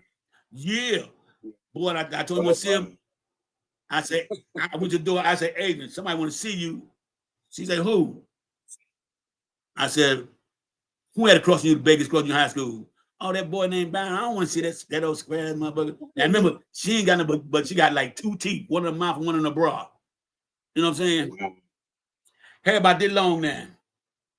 About that long. You know what I'm saying? Face sucked in, face so sucked in the eye like a fish. You know, a fish have an eye inside her head. That was how skinny she was. Look like an eye outside her head. She had no chest. No chest at all. He looked at her and she said, "You Byron." He looked at her and said, "No, that ain't me. He just got to call a while to go back there." Hey, bad. Hey, I'm gonna laugh at it, but I don't like them stories. I don't like it. No, because she went from a guy who was going. See, that's what I'm talking about. Teenage girls don't recognize a good man when they have a square dude. Them be ones that always end up being successful. Them dudes that just lay the cut. Everybody know him, but they don't really know about it, but they know of him. They don't know about him. And every dude I know like that has been successful. Everyone I know, even girls like that. I tell you a story about this girl named Barbara, who we used to call her and her sister. We used to call her Eek and Ugg. We used to call them Eek and Ugg because they run around with little plaits on their head, on the side of their little head. They little ball head plaits about that long, little shit hanging on the side of their head. And we used to clown them. Her real name was Barbara. I remember one day I went to my homeboy house. I riding the bike. I never forget that shit. It's right before I got my first car. Riding the bike. And went to my homeboy house named that boy named Dexter. And this girl was sitting on the front porch. I said, "Damn, she fine the motherfucker." And so I just stopped, started talking to her. Woo, woo, woo, woo. She said, "You remember me?" I'm like, "No." I said, "I would never get nobody like you. Hell, I don't remember you." She said, "You in school with me?" I say, "No, I didn't." Remember, this was 6th grade. Talk about 6th grade now. I'm like, sophomore high school now. I said, "No, I don't think we went to school together." She said, "You remember me?" I said, "I really don't." So we got talking and stuff, talking about people we know. And I said, "Hey, you remember them 2 girls, Barbara and Brenda, we called Eek and Ugg?" I wonder what happened to them, the motherfuckers. I bet they told, I bet nobody told them. I bet they ugly as hell right now. I said, she looked at me, looked a little funny eye, and went in the house. I didn't leave. She came back out with a picture and showed me the picture. I said, "Yeah, that's her ass right there." She said, "That was me." Oh, boy, let me tell you, boy, when they say somebody grew up on ugly, ducking beautiful swan, they was not lying. They was not lying. No, I got it. I still hit, but I paid for it. You know why? You know why? She burnt me. Burnt me. It was so good. Wait. It was so good. I went back, got burnt again. I'm keeping it real. I thought after 10 days it'd be cool. I thought 10 days it'd be cool. It wasn't. I would mess after that though. But I'm saying things. People do change and grow up and look different than what they do. Because I can show you this picture of me in grade school. Man, I look at myself like, damn, boy, you little bitty motherfucker. Why the fuck you didn't get bullied? Like, I'm looking at myself like that. Like, how the fuck did you go through life without getting bullied the way I look? But you told jokes. Yeah, I was joning. I don't know. We call it joning in St. Louis. You know, playing a dozen. Yeah. Maddie, I was on the T app and they said you did get bullied. It's a woman up there who told your story and said Maddie got bullied. Yeah, but tell her that only thing I got bullied by was my brother. And I ended up whooping his ass and I got a little weight on me. Wait a minute. Speaking of that T app, y'all heard what happened, right? Another lady in Detroit got pum. Maddie, I walked away for a couple seconds and the momentum stopped. You should have been at 35. Come on, guys, tap the screen, please. Yeah, okay, look. That's crazy. And that T app is getting people in trouble because another woman did it. Another woman did this because it was supposed to be her friend. How do you know what the man doing if you weren't with him? That she said. The lady that said something about this dude that her supposed to be her best friend, man, and talk about all this business and stuff, and that he don't do this, he got this. I was with him, and he don't watch his ass. Some shit she was saying about him. And so the other girl got it. Wasn't the point of that what she said about it at this point was, you told my best friend you slept with my man? Right. She wasn't no shit bitch. You know what I mean? Yeah. You sleeping with my man? And like y'all, that T app is a motherfucker, y'all. I do not agree with that app, y'all. Because like I said, it's gonna get somebody hurt, and it is. It's gonna get somebody hurt severely. They like the little 3-year-old girl. That 3-year-old girl got hit the other day. Oh yeah. Lady said something about dude on the T app. He went to her house to check her. She called her boyfriend over. He come over, start pewing, hit the dude and the 3-year-old girl. And now they charging the mama and the boyfriend with unaliving because she shouldn't have called dude over there. And so now she got charged with it. That T app getting people fucked up, y'all. That T app, hey, ladies, y'all better be cool with that. It could be. I see it makes sense to like expose these guys that are dangerous, but I don't see no good coming out of that, man. I don't. Right. I just don't. To me, it's not exposing men.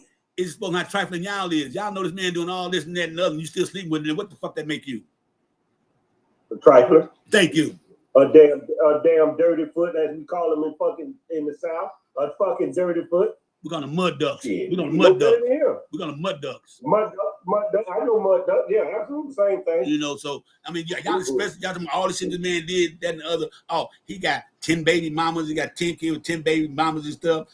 He still live with his mom and all this that. But you can still date him though. Absolutely. Somebody like it.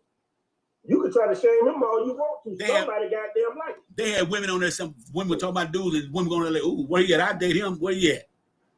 And they were doing that on there too. I'm like, God. So when there ain't no such thing, no sisterhood. I don't care what nobody say. Ain't no such thing, no sisterhood, ladies. It's far few in between.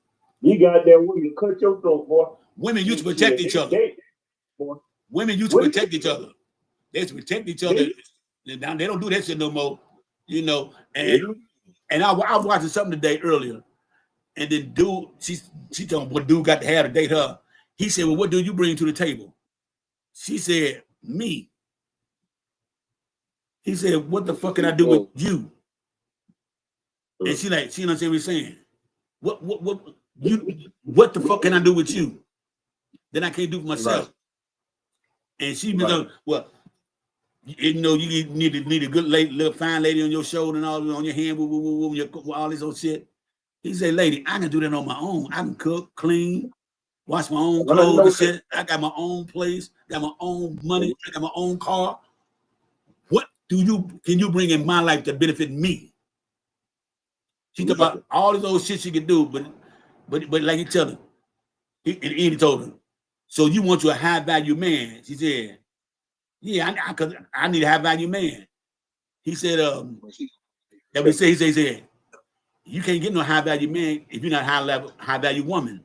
What that mean? He said, "Well, you said you got 2 kids, right?" "Yeah." "Were they high value? Did they make up $100,000 a year?" "No." But see, I grew up since then. "No, you didn't. No, you didn't." And in my opinion, he's right. "No, you didn't." Because right now, all you out there trying to see what you can get out of a man. You know, you should learn that lesson before you had the kids with 2 broke ass motherfuckers you got. You know what I'm saying? Yeah. So, oh, you know that. Linda say Trump is going to. It's happening. Yeah, I believe he's gonna do it. I believe he'll do it. That's already been in the works. No, he's announced it. He's always going to do. Yeah. Oh, you know some dollar signs behind it. Yeah, it's something like that. Yeah. No. Ain't no dollar sign behind it. Ain't no dollar sign behind it. There's something with it. Trump been in the parties. No, no, you don't. No, you don't. No, you don't. You don't owe something. No, you don't. Nothing free, man. He don't owe something. No, he didn't. Wayne didn't pay. Wayne just doing the support in. You know what I'm saying? And what y'all saying? Well, y'all feel realize something. Trump was at a lot of Diddy parties. Diddy got tapes still out there. See, Diddy tell you, he recorded everything. Everything. You think he'll take? That's what you're saying? Okay. All right. And Diddy keep tape. Diddy's a freak, so you know be watching them tape over. You see him now, man? Don't that big shit? That man, all that gray on that man head. Don't that motherfucker look like Uncle Ben right now? That motherfucker got gray, the motherfucker. See a recent picture of him though. What? Yeah. Years, probably. He grayed up. See recent pictures of him. It's like he been in presidency for 4 years. That man, he like Obama got a head. Hey man, ain't that what jail do to you? Let's see the fuck. Hey man, hey, I don't know how they let people tell you how they be trying to. I don't see how people let people tell them about how jail is. Like, hey, I ain't never been to prison, but I've been in jail. I like jail. I want to be around a bunch of men every day. Well, That's crazy to me. And one of them sound crazier. One of tell you this. I'd rather be in prison than county jail. Well, that's what most cats say, but I don't want to do neither. Either, right? No, I wouldn't want to do either. But if I had a choice to, send me to the penitentiary because county jail is like. Yeah. They say you can move a little better in prison, but I don't want neither. You know what I mean? In a bubble all day long in a bubble. Yes, you do. Hey man, and you talking about stress? Oh my God! You talking about stress? One TV. You know what I can't understand, man? Is some people like jail. They love it. They love it. They at home. They be in there. They have their feet. They be in them goddamn shower shoes like they sit on the patio somewhere. They playing cards. They talking shit. I'm like, I had some cat one time. Like this. Let me tell you something, Ralph. Got 3 hot. Let me tell you something, Ralph. Ralph. Hey, Ralph, I could take a cup of noodles, a top ramen noodle, and make a meal out of it. Make a meal out of it. Don't you know how many times? Man, we be look, man. You roll your mother mattress back on your bunk. Slap you some butter down there on top of the mattress right there. You wash it down on the bunk because it's metal. Get you like 4 rolls of toilet paper, right? Put them in a metal can, like a metal peanut can. Stack them up, light that thing up. Put you some baby oil in there to keep the flame burning and stuff, man. Man, you know, frying chicken and everything on that bunk, on that rack, man. Come on, man.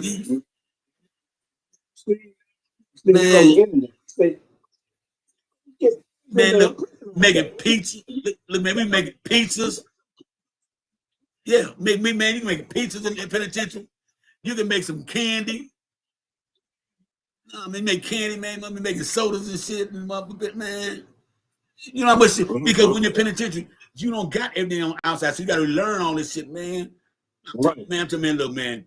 Niggas be having full 5-course meals. They making toast, breakfast in the morning with some sausage and eggs, fried eggs and shit. Because see, you got to have that fire burning for a minute. You put baby oil in it. Okay, let me tell you something. You put baby oil on it. Baby oil is like lighter fluid, like grease fire. It keeps it going. Okay. Say you want to make some incense, right? I'm telling you how to do this incense. Y'all want to make some incense for real? That's how you do it. You get you some oil, some smelling oil, you know what I'm saying? The mussel oil. Get some of that, right? Get you some cinnamon sticks or some cinnamon, wet it up to like clay and roll it up. Roll it up in your hand. You know, you make it how long you want to, thin if you want to. You put that some of that oil on it, right? Let it sit overnight. Next day, you dip it in some baby oil.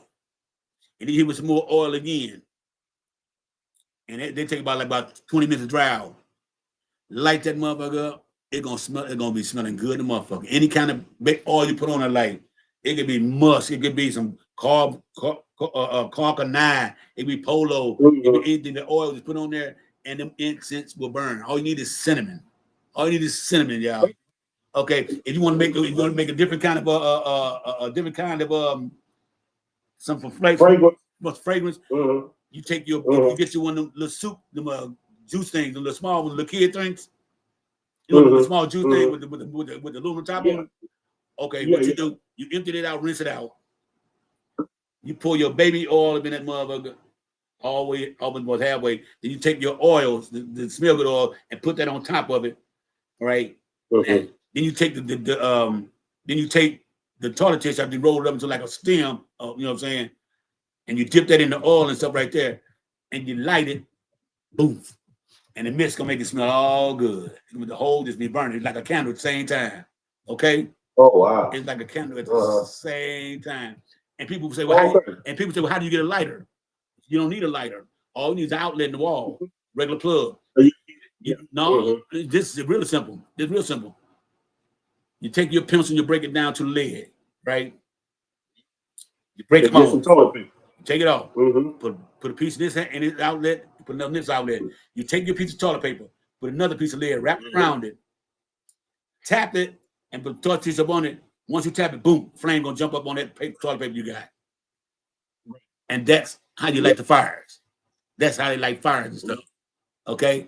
And so, but there's so many things that in the penitentiary that we be making. Like, you want to make some bread? You want to make some bread? All you got to do is have somebody bring some flour and some yeast from the kitchen, and you put that shit, you know, mix it all up, you know what I'm saying, to a doughy like, it'll take a while to roll that shit up and get like, say, one like cornbread size, but like that big.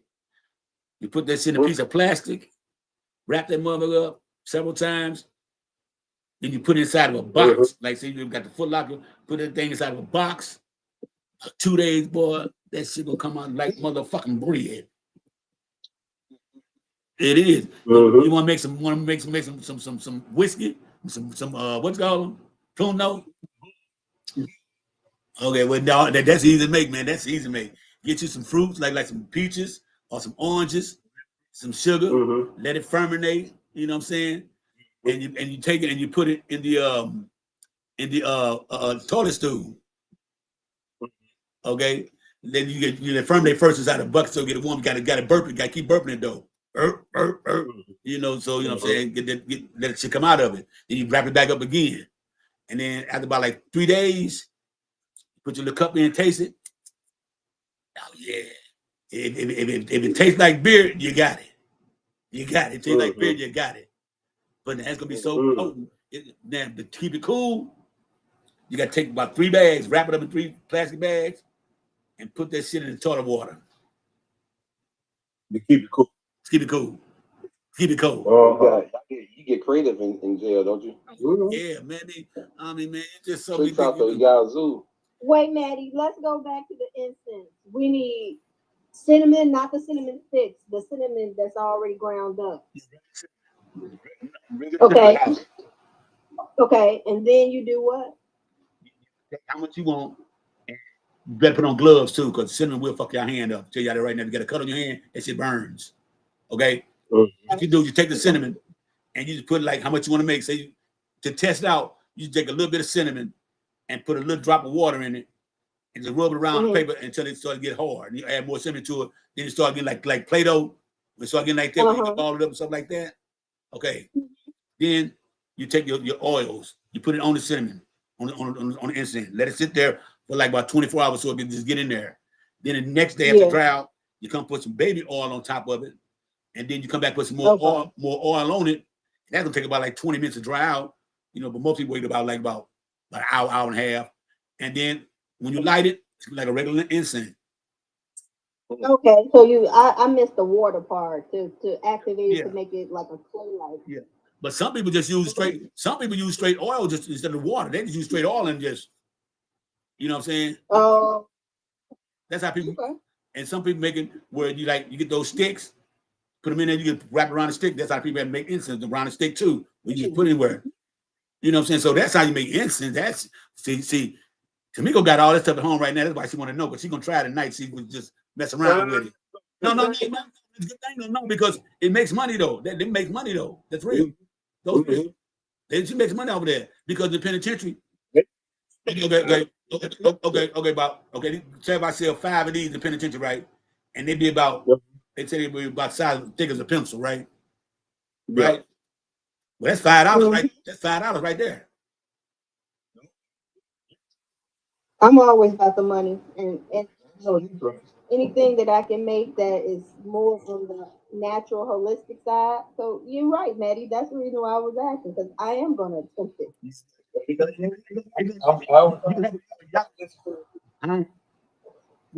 said I was trying to listen to it.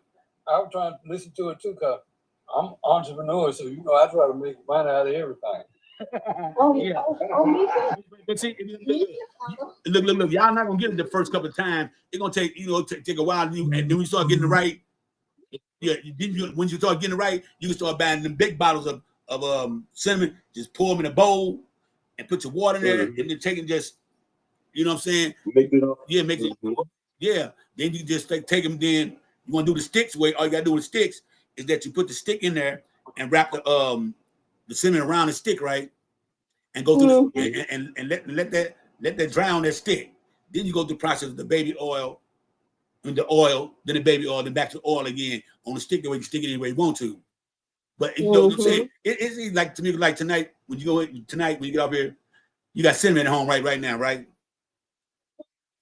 Take about, so just to start out with, do about 5 tablespoons of cinnamon, put in a little bowl, and about, I said like about not even about that much water, the little possible water you can get in there. You know what I'm saying? Okay. That little bit right there, and then just take a spoon or whatever you use your hand and start mixing it up. Start mixing it up until it get real doughy like. And when you got it like that, you ready then. Right.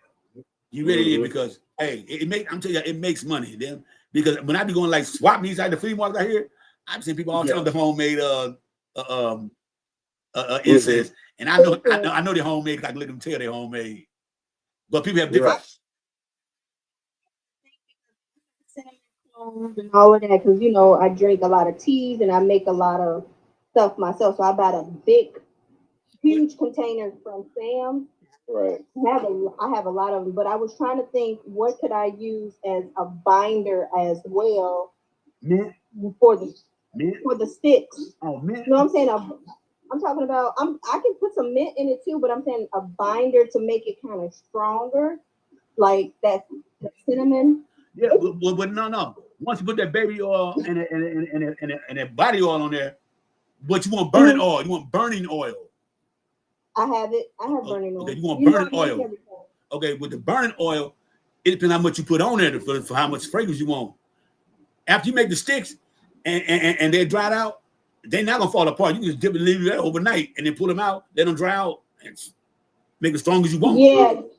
Well, Gold got what I was talking about, like clay, like the binder. Yeah. I was thinking about what can I use as a binder, but something that does not. But all you put them on cellophane wrap. Put them on cellophane wrap.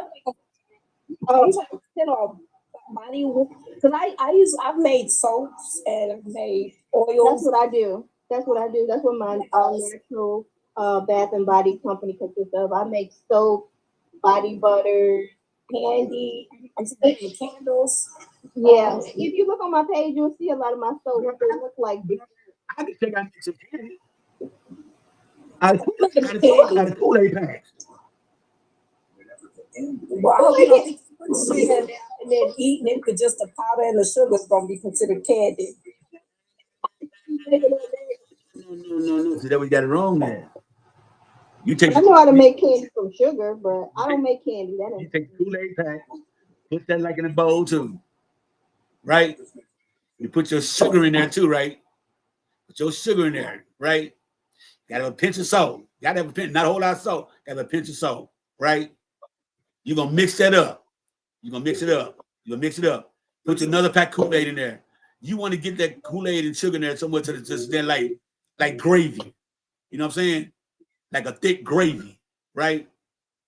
And let that sit.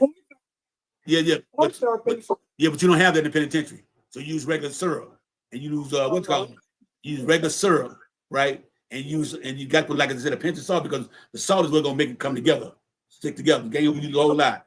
Anyway, when you get that looking like gravy, all you gotta do is take it out.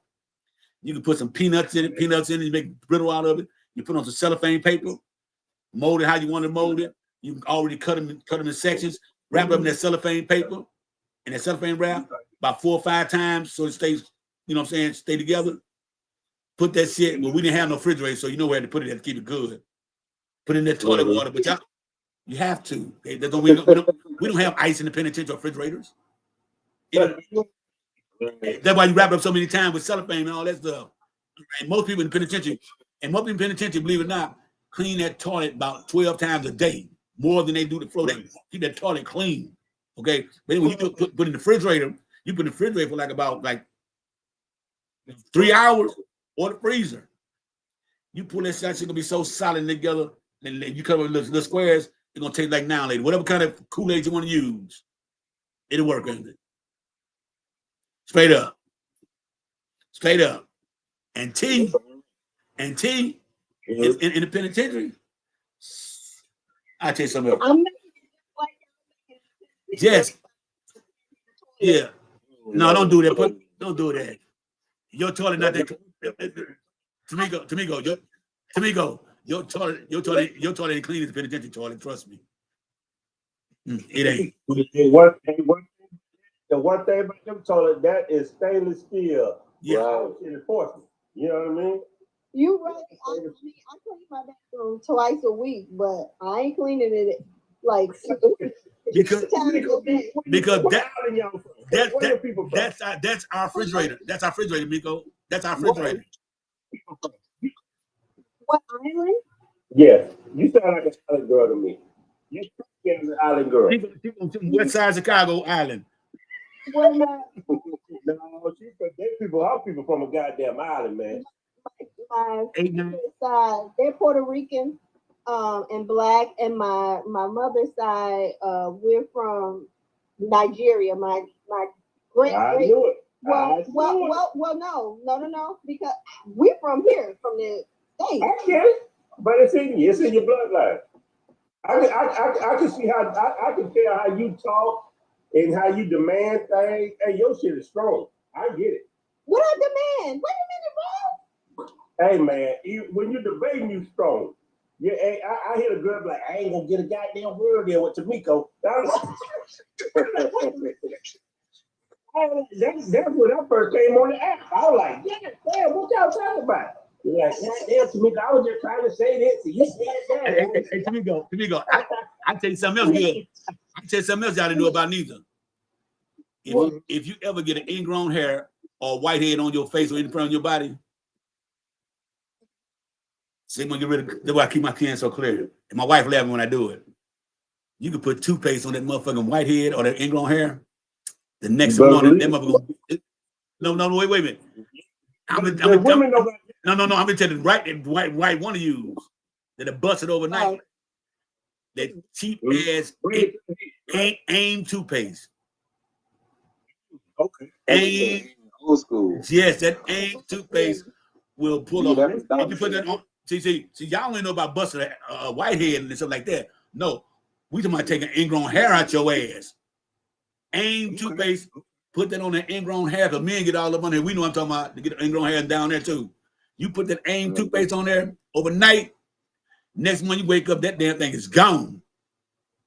It's something about that flow ride that pushes that shit out of it. It be gone. It's called pseudo-glycolitis barbe. Whatever it's called.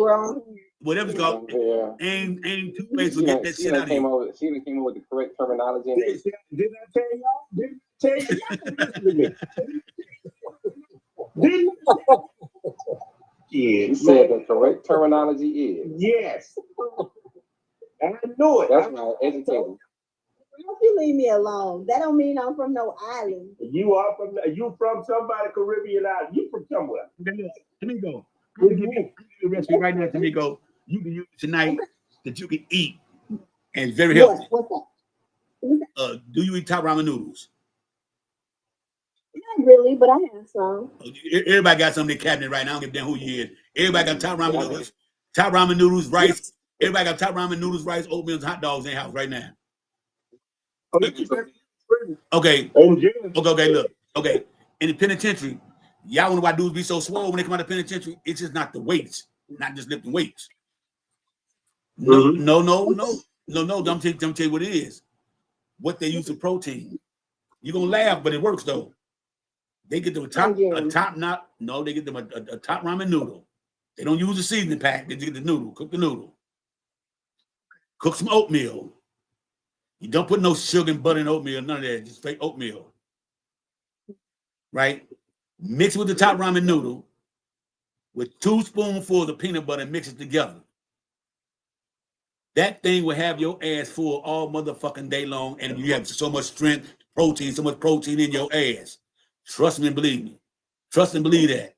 That right there will get your body right. Now, the rest I want you to try, if you got it.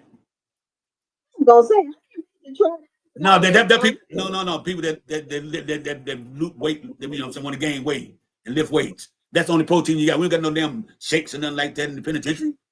Hell no. But some dudes take break. No, you eat it. Just eat it. You just eat it. You eat it. All right. Now, I think good meal be for you. And don't laugh when I'm gonna tell you. Get you a top ramen noodle, either some mackerel out the can or tuna out the can, whatever it is. Okay. Chop it up. Put that with the top ramen noodle after you cook top ramen noodle, right? Put you a little mayonnaise in there, or a little mustard, whatever you want to do, whatever you call it. Hot sauce, what you're gonna put in there, right? Put your own seasoning on it. You gotta use that seasoning pack. Okay. You probably cut some onions up in there if you want to, right? Throw a little cheese on there if you want. And you take you some high-ho crackers, the Ritz crackers, you know what I'm talking about? Dip it in there. That meal will have your ass full. It's a light meal, but it'll carry you over at least about 2 or 3 hours. That helps you lose weight. When doing it, lose weight. Smell of what? Tuna. It's whatever kind of seafood you want to put in there. It don't matter. It's just. I like top ramen with some boiled eggs. That's good. People do that too. I like top ramen with some people with scrambled eggs, green peppers, boiled eggs, and rice-a-roni. Yeah. Need 2 starches. That's when you want to lose weight because it's going to stay with you all day and you got to keep going back over eating. That's why you're supposed to eat 5 meals a day. At least 3 of them got to be starch to lose weight. It has to be.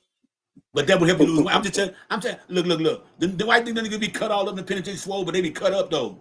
Because that's just what they do. Once they get their size. No, but I'm just trying to tell you. Let me tell you something. I wish, I wish I could patent it. I wish I could patent some of the penitentiary food and make a food line out of it because they got things that make you lose weight and gain weight.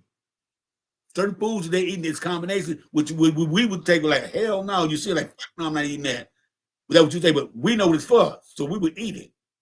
If you want to stay lean, you always get the seafood when the top ramen noodles. And it starts in the rice because it's going to stick with you. That way you don't have to keep going back and forth eating. And it takes a while to burn it off. So when you start burning it off, you know what I'm saying? Then you go back and eat something lighter than that.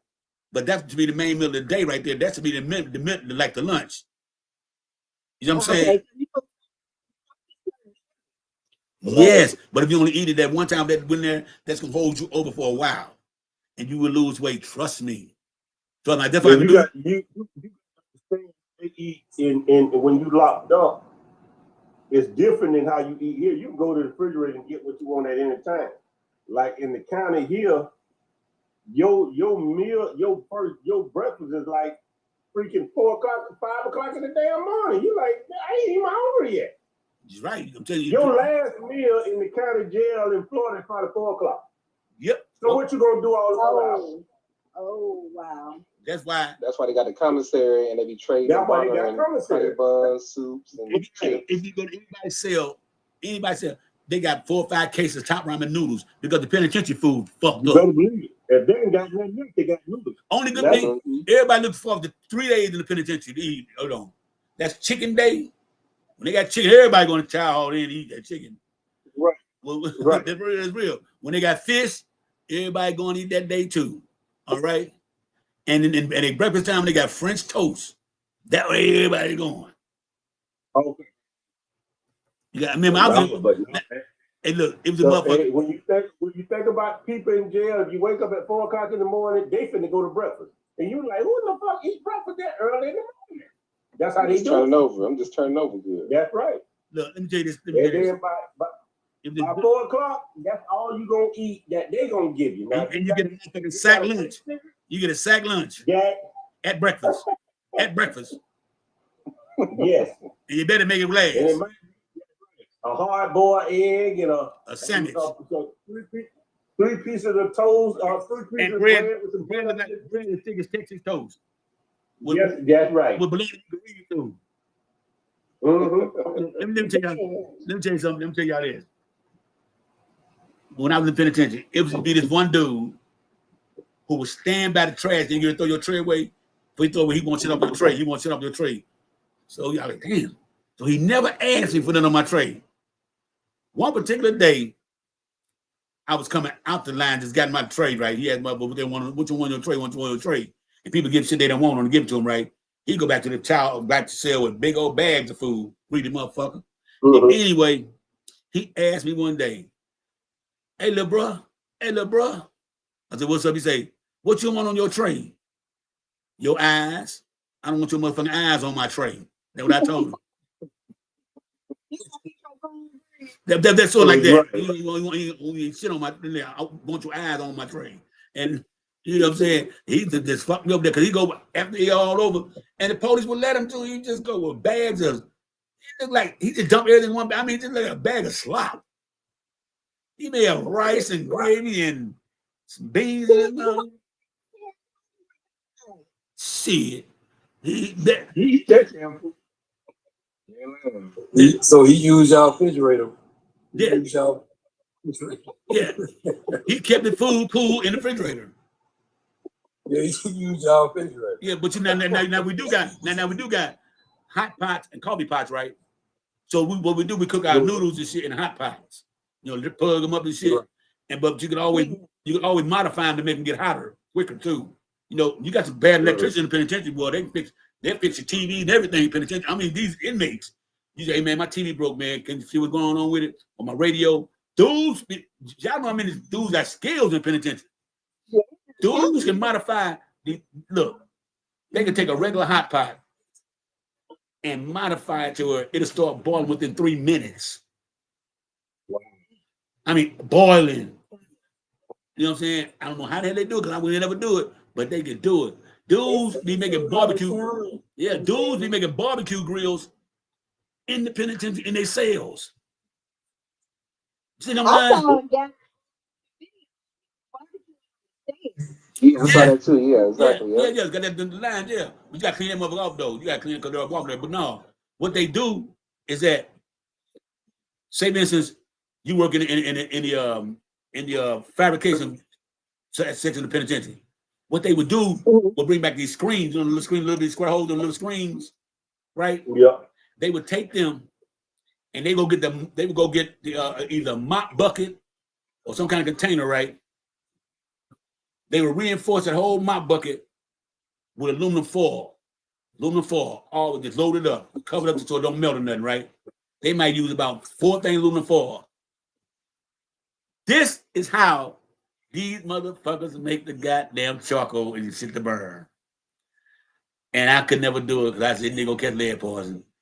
These niggas will break down pencils. They will break down pencils. You know what I'm saying? Break down pencils. Put them in there, the motherfucker, I ain't lying. Put it in there with a bunch of toilet paper, and they would put some butter in that motherfucker right on top of the thing, and they would straight barbecue. They would make their barbecue sauce because all you need to make barbecue sauce is ketchup, Worcestershire sauce.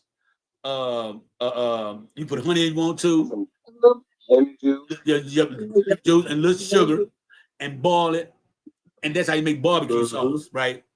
They used to make that shit all the time, and to this day, I ain't gonna lie. This one dude, he was from Memphis, locked up in California. That motherfucker had the best barbecue sauce I ever tasted in my motherfucking life. It's penitentiary. But they got mother's very I guess their ingenuity is cold in penitentiary because you got to make shit out of nothing. And them motherfuckers, look, they got motherfuckers in there who be making whole motherfucking outfits. They'll tear shit up and make a whole motherfucking outfit. The people that the alphabet, well, yeah, the alphabet people, them crew, boy, they be coming out with shit look like they have a full motherfucking dress with the split on the side. They showed the females one time. Yeah, they was making makeup. They was making makeup, eyeliner. Yeah. They make out of colored pencils. They melt them down and shit. Yeah, that what them boys are doing too. The boys are doing that too. They melted the color pencil down, put all that little shit on their face and shit, and they take the Kool-Aid. They take the Kool-Aid and use that for lipstick or rouge, whatever the fuck they do with that shit. They use that shit, man. I'm telling them. The ingenuity of the inmates, y'all would be surprised at what they do. But I'm talking about they be making a whole motherfucking. Have y'all ever been to a penitentiary wedding?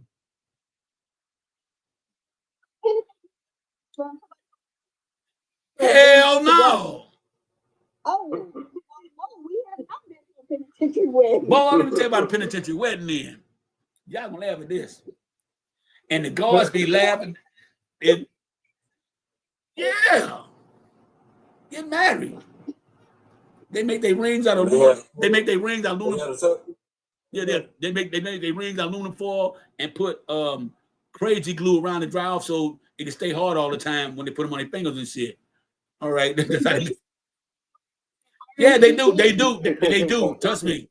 They tell you where they're gonna go, what time they're gonna be. It's gonna be the first yard or the second yard or the third yard at nighttime. They tell you where it's gonna be at. This motherfucker came out and made this man the I guess the wife had on a white thing with white dress with all this out in front of, you know what I'm saying? All this part was going in the front. Had to split up the leg and the back was missing. That motherfucker was sleeveless. You know what I'm saying? Had like a little, made some kind of little hat, little whatever it was, and it hung down like a veil and shit, right? Right?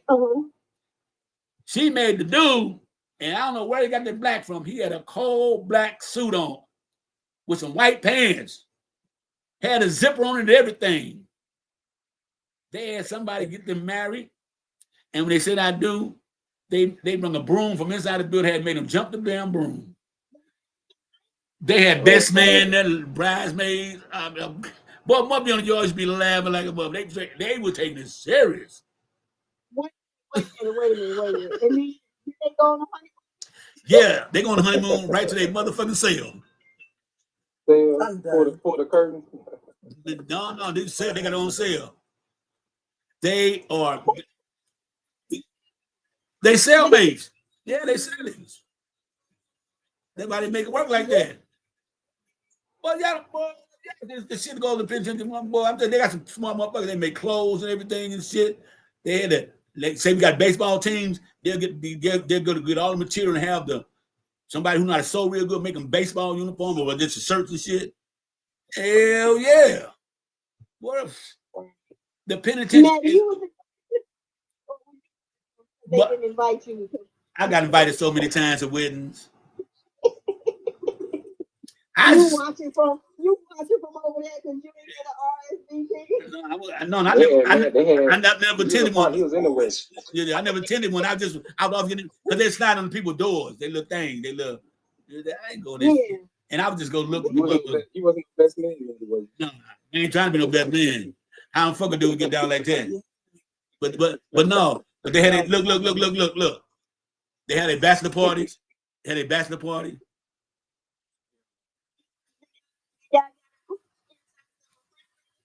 They get all that.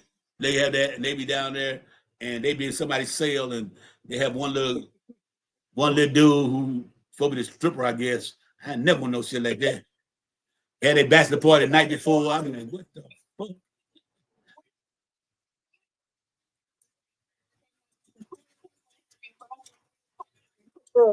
Stuff on it. No, ain't no more cigarettes. I ain't allowed in Cali prison no more. You know how much? Yeah, wait.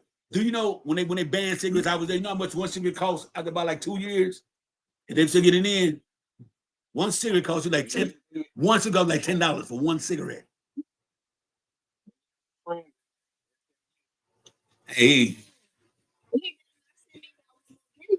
I tell you, you know what I'm saying? Anyway, yeah. I'm telling you, look, they've had their little bridal showers, they little bachelorette party, bachelor party, and people giving them gifts like that at fucking real wedding for real. Motherfucker will take about 4 or 5 sheets and put them on the ground like they're walking down the goddamn aisle and shit. women, they can give they gifts like food, commissary, Yeah, some deodorant and toothpaste, shit like that. Might get some sodas and shit like that. Then they had their little wedding party and shit on the yard or the day room and shit like that. You know, they get their little spread going on, making burritos and shit and, you know, all type of old shit. And they be like, it ain't legal. I mean, they get a motherfucker with the person who marries them is one folks the guy that's real religious on the yard and shit like they know real, you know what I'm saying? Yeah, so he marries them. Okay. And yeah, they spiritually married to another man. Yeah. Mm-hmm. Yeah. And some of them keep the ring. I'm telling y'all, the penitentiary is a whole nother motherfucking world. Now you see why this TF is needed for some because these women they have to tell about these men that they. I'm spiritually married to a man who married to it. I mean, I'm married to a man who's spiritually married to another man. But listen, you say the TF, that's something you creating or something? That's what they get done. You said the TF, that's something you could create or something? No, it's already out there. No, it's already out. Oh, it's a TF? You ain't know about the TF? Oh man. Out this world. Go to my page. I just posted what happened on TF, my YouTube channel. And T is on Apple. You gotta have an iPhone. Man, the reason why they built it was because it was supposed to help women.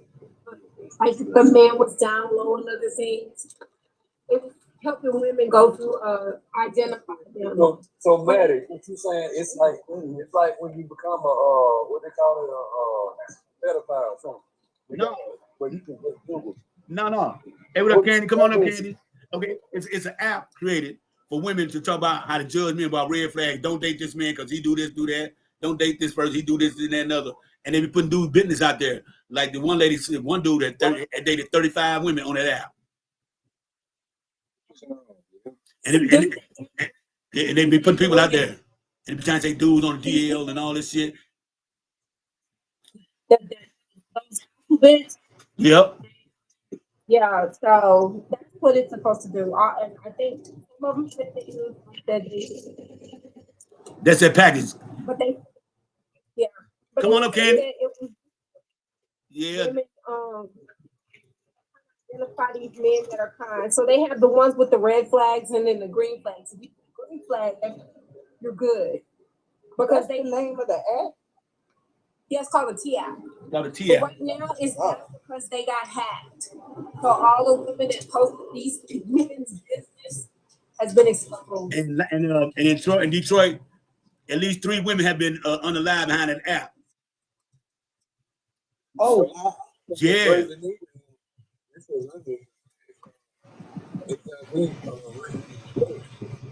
Yeah, because that's where they at. Detroit. They be careful. They say Houston top 2. But they say what now? That's scary. The number one city, Detroit. Detroit be got woo. They been from Detroit, boy. I mean, like, damn. They had one guy supposed to gave 5 women that package. And they put his picture up there and everything. They showed the picture. And then women that dated him, they'll be like, oh yeah, I dated him, and they might tell you more things that's wrong with him. He gave me this. He gave me this. He go check this out. But she didn't tell what she gave him, no. But now they got a man's app called Matcha and T something called Matcha anyway. Yeah, anyway, and the men are worse than the women because they showing video of women getting bust down by 3 or 4 dudes. They got this one Asian girl on there.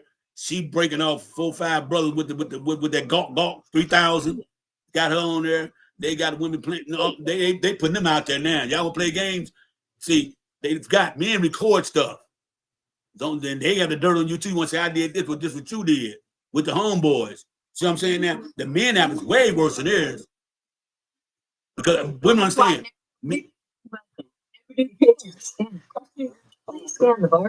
Now they said that the app was created to help let other women know about essays, domestic violence, pedophilia, right. It's supposed to protect women. But they took it the whole level of them. But they changed it so many times because it was like, don't date him Atlanta, don't date him Detroit, don't date him. Now it's the T app. So it's pretty interesting. I've watched a lot of people go live and read these comments and this tea on these people that's on this app. Now here's the thing too.